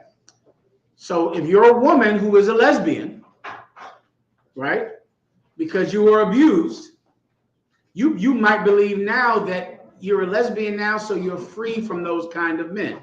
And I just want to ask you, who wanted you to be a lesbian? How do you know he wanted you to be a lesbian? I just gave it to you. I'll show you. Read. Come on. The title is Pornhub reveals most. Say it again. Pornhub. Pornhub. All the brothers just trembled in their chair right now. Pornhub. My, you don't know what the hell that is. Pornhub is something that these brothers and they be looking at, and this is what their wife caught checking in about with these thumbs up. All that they thumbs up in the hell out of that Pornhub. They giving that more likes than you could possibly, more likes than the stars in the sky. Pornhub is a pornography website, right? And Pornhub does what's the word for it? Pornhub does a survey of their most popular pornography, of the pornography that men love, that men can't do without. The pornography that Mr. loves, that your uncle loves, your cousin loves, your stepfather loves. Please read. Come on. Pornhub reveals most popular 2022 searches, exposing what we get freaky watching. This is what you get freaky watching. And should I even read it, or can I just stop? You know what men like, right? Yeah. You know what Mr. likes? You know what your uncle likes? You know what your stepfather likes? You know what that cousin likes? You know what that Catholic priest likes? You know what TD Jakes likes? Huh? Go ahead, read it. Come on. Lesbian. That's it. That is 85% of the searches on Pornhub. Do you know what that means? That the men that molest little girls, and little girls, because of their hatred of men, turn to lesbianism, and then that man watches that lesbianism for pornography. The same man that you're running from because he's Mr. and he's a big old gorilla and he's abusive and he hurts me. He then types in on a computer and watches all his victims give him just what he wants. He wanted you to become a lesbian. That was the point. The point was to hurt you enough so then he could turn you into the thing that makes him feel freaky and get freaky. You played into his hand, you idiot. That's what you did. You played into his hand. Instead of being strong, instead of fighting your molester, you became the thing that he likes on Pornhub. That's what he loves. He loves lesbians. He can't get enough of them. He makes them. He creates them. Your uncle makes lesbians and then pleasures himself to the kind of women that he created. You might want to smarten up. You might want to hate him so much that you never become the thing he likes. What would your child molester hate? Who can answer the question? If you could go back and talk to your child molester, for the sisters that have been through it. I know what he loves. Pornhub knows what he loves. Pornhub already did the research. Pornhub knows that he loves lesbians, which is why he created you. He made you a lesbian. What would he hate? Who can answer the question? Anyone? Sister? He would be so angry if he found out that you found a man that is as brave as he was cruel, that is as kind as he was insensitive, and a man that now defends you when he used to abuse you. That would make him sick. I'm fine. He would hate that. That would make him afraid of you, wouldn't it? Right? Imagine now when he wants you to come to Christmas dinner and you have a husband and he can't abuse you anymore. Oh, we don't let our sisters get abused. You know that, right? That's something that we can't have in here. Right? So that's what he would hate. He would hate for you to be the kind of woman that he could never have, that is above him, that is not touched, that is rare, Not a bottle of liquor that he can pour on the ground and spill, but something that's precious. He would absolutely hate that. That's what we do to women in the UPK. We turn you into a woman that your child molester can't stand. That your child molester, will just get sick when he finds out what became of you. Does everyone understand? Any questions? With that, I believe that's that. Any last questions in the room? Come on. Salaki said, I'm having trouble understanding one class. You said that God changed his mind. So I'm having a little issue with that. Break it down. It was in reference to Jonah, I believe, and I guess someone. When the Most High told Jonah that he was going to destroy Nineveh, right? And then Jonah didn't want to go to Nineveh because he knew the Most High would not do that. You familiar with that? Concept. Let me give you another one. I gave you that one. Let me give you a different one. Go back to Exodus. You go into the book of Exodus, you're going to when Moses was up on the mountain with the Most High God, right? And the Israelites were reveling at the bottom of the mountain. Someone help the brother find that, all right? They'll give it to you. This is the time in Israel. You familiar with when Israel made the golden calf? Yes, sir. Right? The Israelites, Moses went up on the mountain with the Most High to get the law written by the finger of the Most High God, meaning the 10 Commandments. As he was up there, he hears the Israelites at the bottom of the mountain playing, having a big giant party. And then the Most High God tells Moses what's happening at the bottom of the mountain. He tells Moses that thy people are making a golden calf. They're trying to go back to Egypt. They're terrible, and I'm going to kill every last one of them. Someone find that for me for the brother, okay? I'm almost positive it's in Exodus. Any other questions? They cut me right now. That was too much lesbian talk here. I think they put a virus on the whole thing is off. Oh no, it's not off, but they definitely clipped me. Yediah is going to be upset about that because I'm trying to keep on TikTok and my language is terrible. All right, go ahead. You don't have it, right? Let me get it for you. Look up the word repent. Oh, you got that? Is my phone over there? Yes, sir.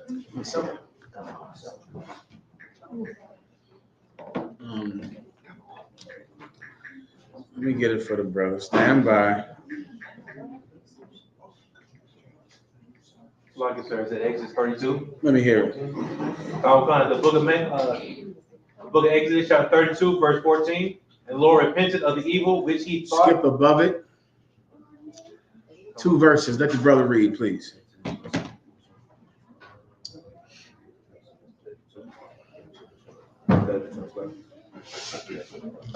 Exodus chapter 32, verse 12. Wherefore should the Egyptians speak? Skip up 2 verses above it. Nice and loud too. Sir. Exodus 32, verse 10. Now, therefore. Also, someone else, give me the Most High's greatest power. Above all thy might, above all thy power is thy what? You know what I'm talking about. It's in, I think it might be in the Apocrypha.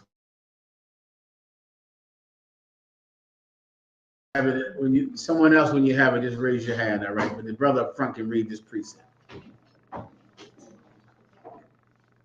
I'm starting 17. 17 Go ahead. 17. Coming on, sir. Exodus 32, verse 17.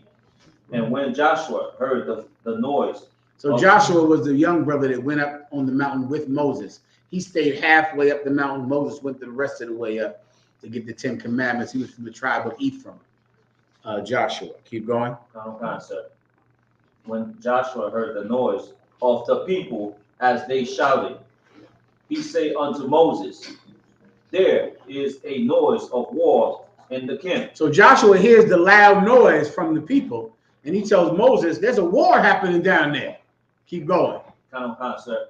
And he said, it is not the voice of them that shout for mastery. Mastery is like training. Imagine Hebrew Academy where we're we're trying to master the ability to fight, master the martial arts. That's not what that noise was. Keep going. Sir. Neither is it the voice of them that cry for being overcome. Being overcome means someone is attacking them and they're being overcome, overwhelmed. And so you scream like, oh man, they're attacking us. That's not what this noise was. Keep going. Sir. But the noise of them that sing do I hear. But instead, that noise was singing. Just like the singing they're going to hear tomorrow. So much singing and caroling and the Temptations and the singing. That's the noise he hears. Keep going. Sir. And it come to pass, as soon as he came nigh unto the camp, that he saw the cow. Okay, I don't think this is it, Maya. Is that, give me where the Most High was talking to Moses. The Most High was speaking to him. The Most High said, I will kill the Israelites and raise a nation up unto thee. Right around here somewhere.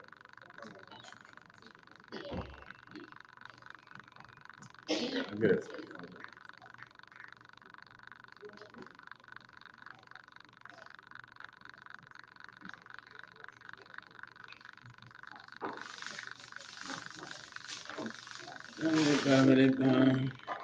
Okay.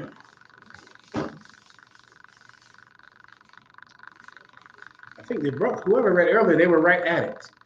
When you said the word repenteth. Who had that earlier? One of you brothers up front. That's where it was around there. 32 and 10. Let me hear 32 and 10. Sir. Exodus chapter 32, verse 10. And now, therefore, let me alone. One verse above it. Sir.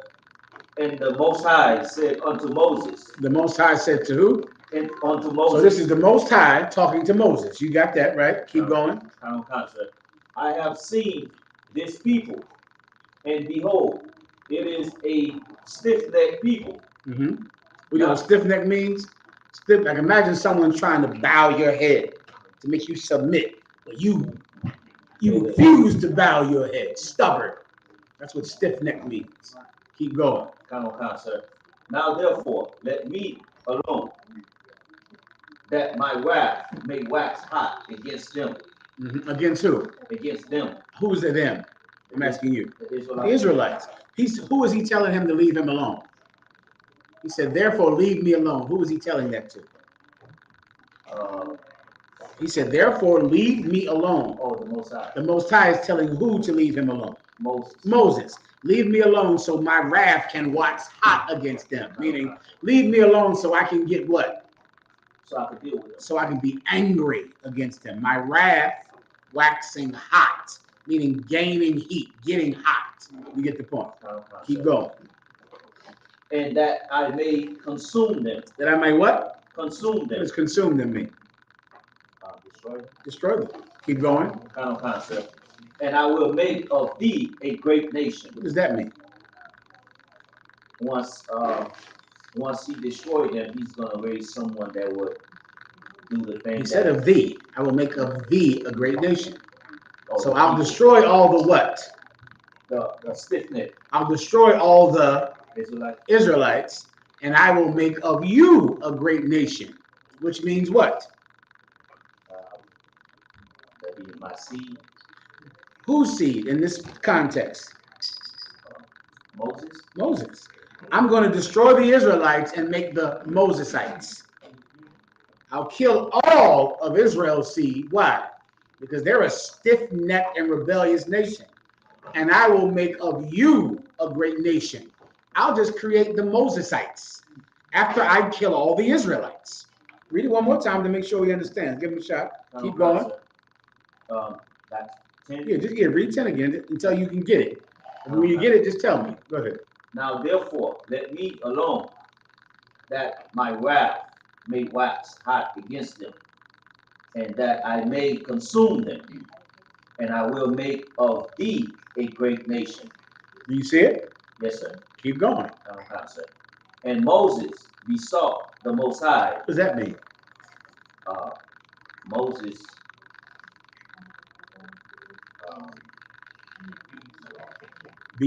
I'll explain what besought means. Beg. Begged him. Moses begged the Most High.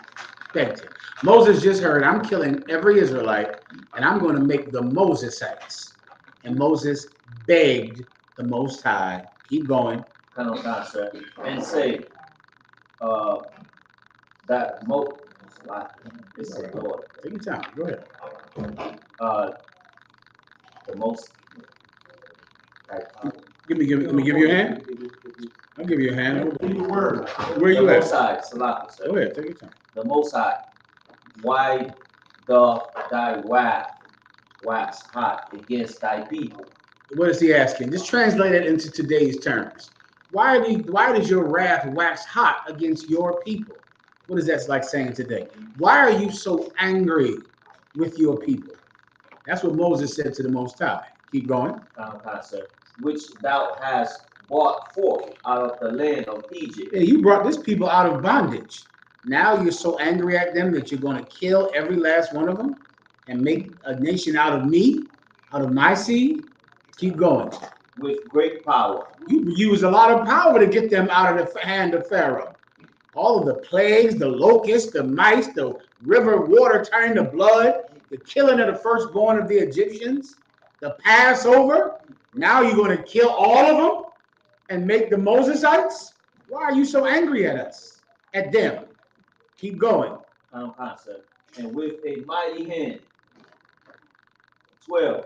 Wherefore should the Egyptians speak and say, for mischief did he bring them out to slay them in the mountain? If the Most High God kills every Israelite after the Passover, after he brings them out of Egypt, what will the Egyptians say?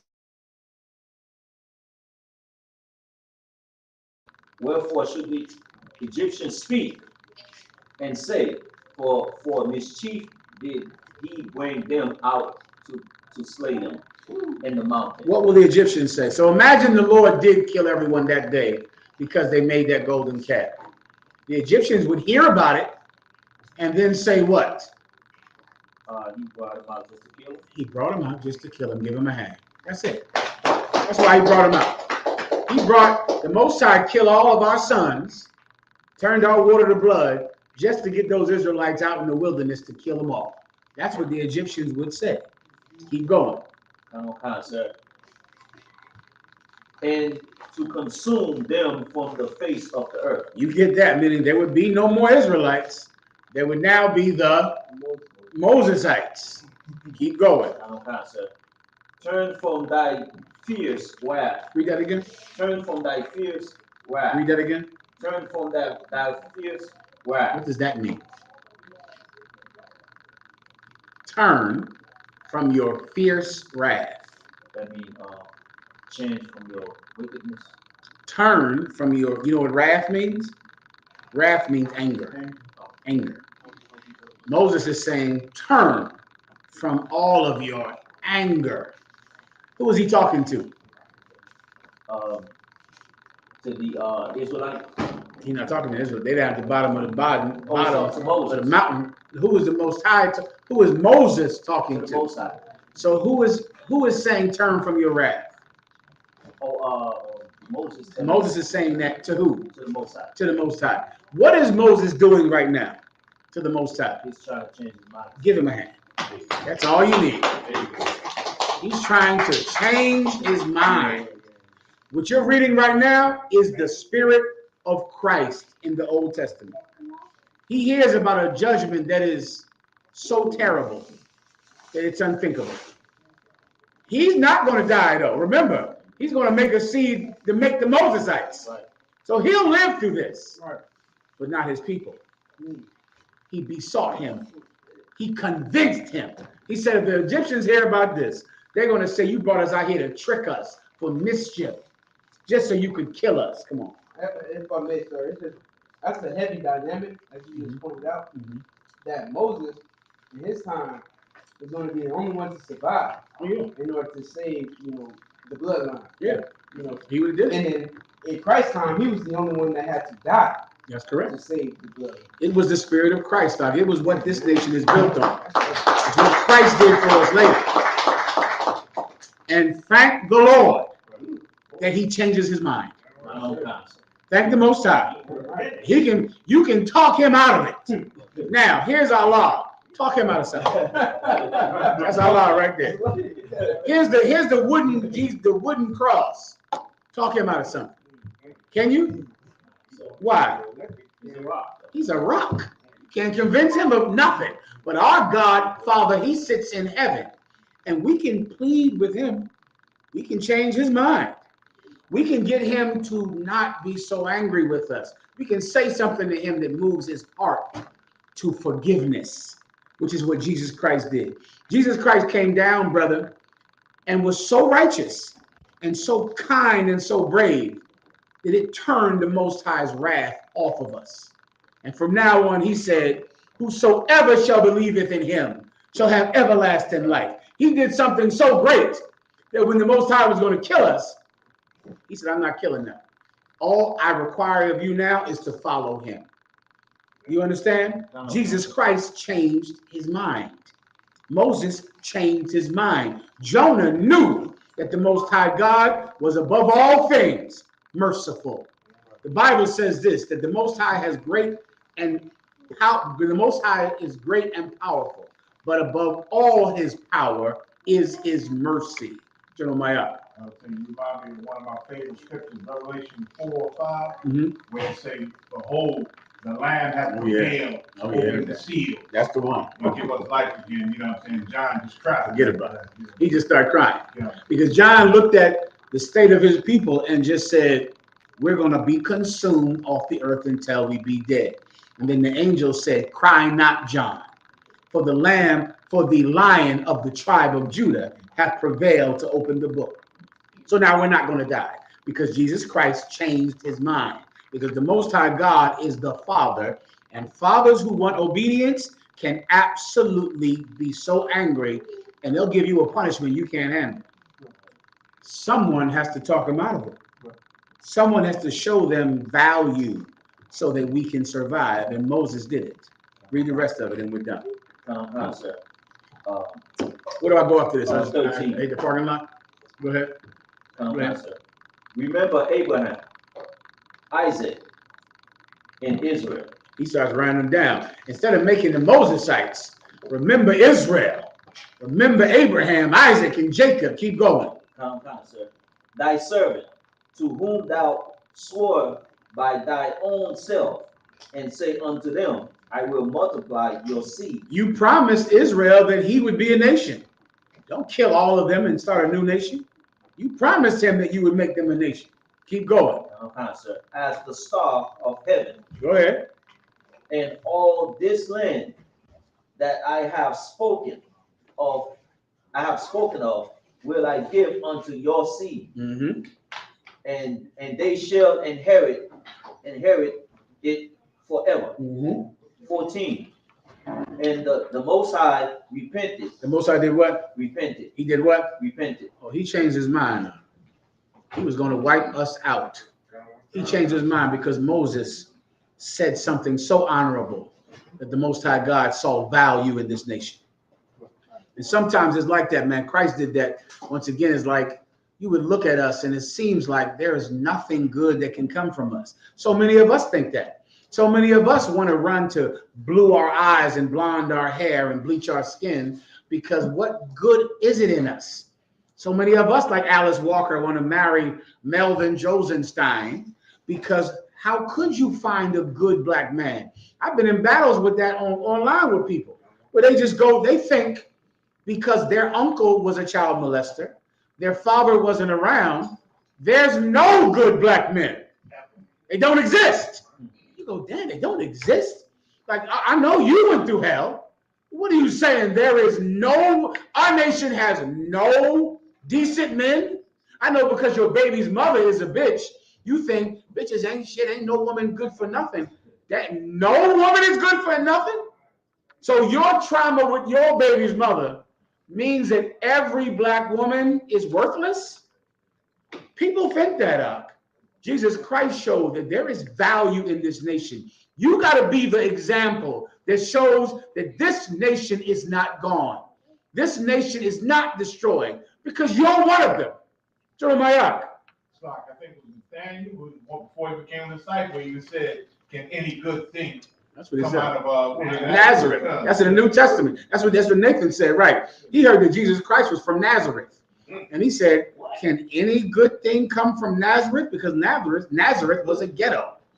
And so many times your problems, what you see in life, what you see in blacks and Latinos makes you think, niggas ain't shit. Niggas ain't nothing. You can't hire no nigga. I know you can't hire that nigga you hired. Right. But are you telling me there's no one you can hire? Be that person. That's our obligation. We got to do what Moses did, brother. We got to be the one that can stand there and say, there might be a lot of our people that are broken. A lot of our people that are thieves and liars and cruel. I'm the one that's going to save this nation. I'm the one that the Most High is going to look at and go, there's still life left in them. There's still good left in them, because that's what Jesus Christ is. The Bible says that Jesus Christ is it's a perfect phrase again, Isaiah 53. He's the flower growing out of the dry land. What's that word in Maya? It's like a rose growing out of, growing out of stone. Like the one good thing coming out of this evil nation that has done such evil. And because he was so good, the Most High knew that there was potential in the nation. It's in Isaiah 53. What is it? It's green coming out of the stone. It's in Isaiah about Christ, General Cabal. I had a 1 second, Cabal. 1 second, Cabal. Go ahead, Jeremiah. Isaiah 53:2. Go ahead and read it. For he shall grow up before him as a tender plant, and as a root out of a dry ground. That's him. That's him. You look at the ground, it's dry, it's nothing, it's dead. That thing. The Most High will ignore the rest of the dead ground and see that one flower growing and save everybody. Save all of us, because you are showing that there's potential in all of us. Everyone understands. General Cabal. I had a scripture in the Apocrypha last week. Please. It says, Wisdom of Solomon, chapter 12, verse 15. For so much then as thou art righteous thyself, thou orderest all things righteously, thinking it not agreeable with thy power to condemn him that have not deserved to be punished. Understand. For thy power is the beginning of righteousness, and because thou art the Lord of all, it maketh thee to be gracious unto all. For when men will not believe that thou art of a full power, thou showest thy strength, and among them that know it, thou makest their boldness manifest. Outstanding. But thou, mastering thy power, judges the equity, but thou, mastering thy power, judges with equity, and orders us with great favor, for thou mayest use power when thou wilt. But by such works hast thou taught thy people that the just man should be merciful, and has made thy children to be of a good hope, that thou givest repentance for sins. Verse 20, for if thou didst punish the enemies of thy children and the condemned to death with such deliberation, giving them time and place whereby they might be delivered from their malice, with how great circumspection didst thou judge thy own sons, unto whose fathers thou hast sworn and made covenants of good promises. Therefore, whereas thou dost chasten us, thou scourgest our enemies 1,000 times more, to the intent that when we judge, we should carefully think of thy goodness, and when we ourselves are judged, we should look for mercy. Is that it? You want to keep going? Let me know. The whole thing is heavy. I mean, it's the whole, what he's bringing out is that the Most High punishes us, punishes our enemies worse, and going to do it worse, but he's merciful on. you can change his mind. You can live your life to inspire him to give us another chance. And that's what happened in the book of Job. You understand? With that, who am I giving the class to? Give the class to Priest Officer Itazal. Give him a hand. Give us salute real fast, all right? Men of Israel, Mahayaman Shabbat. We're going to give a courtesy salute to the teacher in the class, General Mahayaman. Mahayaman Shabbat. Majum. Barak. How about Shimei Shabbat? As we tie. Sorry to the sisters. Sisters can stand. Men of Israel, we're going to give a courtesy salute to the sisters in the class. Majum to the sisters. Majum, sisters. Men of Israel, Mahayaman Shabbat. Majum. Barak.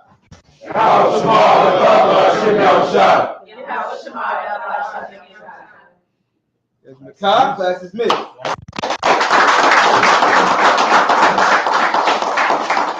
Stay here, I guess. You don't have a background. Do you have a background? Hold on.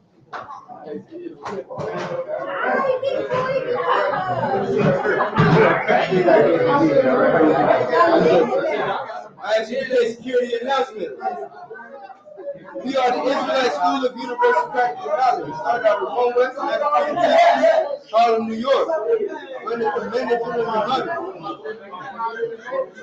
Rule for new brother and sister. When a new brother or sister comes into the school, they are off limits for 6 months. They are to be saluted only. They are to be saluted only. They are here to shed themselves of the world. If they need transportation, the teacher will arrange it. After 6 months, if a brother or sister has an interest in a particular person, he or she must get permission from the head to speak to a brother or sister. There is another 6 months in which the brother and sister will court each other. After this 6-month period, the brother and sister will get permission from the head to marry. Tithe, which is a commandment. Find it in Numbers chapter 18, verse 21, and Malachi chapter 3, verse 8 through 10. Ma'ashura means tenth in the Hebrew. 10% of every penny of any increase the Most High gives you. Give to the Treasury Department or teacher. Priest fund, free will offering for priests, not mandatory. Whatsoever amount you would like. Upcoming Holy Convocation. The next upcoming Holy Convocation is the Feast of Purim, the 14th day and the 15th day of the 12th month, Thursday, February 22nd, and Friday, 23rd, 2024. Read about it in Esther 9, chapter 9, verse 20 through 31. All right, and we're about to have a cookout out here in West Palm Beach, Florida. You say y'all see the added head. You know what I'm saying? We out here doing the big. Y'all see the brother. You know what I'm saying? You know what I mean? It's about to go down. If anyone would like to become a trooper, start wearing all black. Boots, shirt, pants, headband, and scarves. And with that, class dismissed.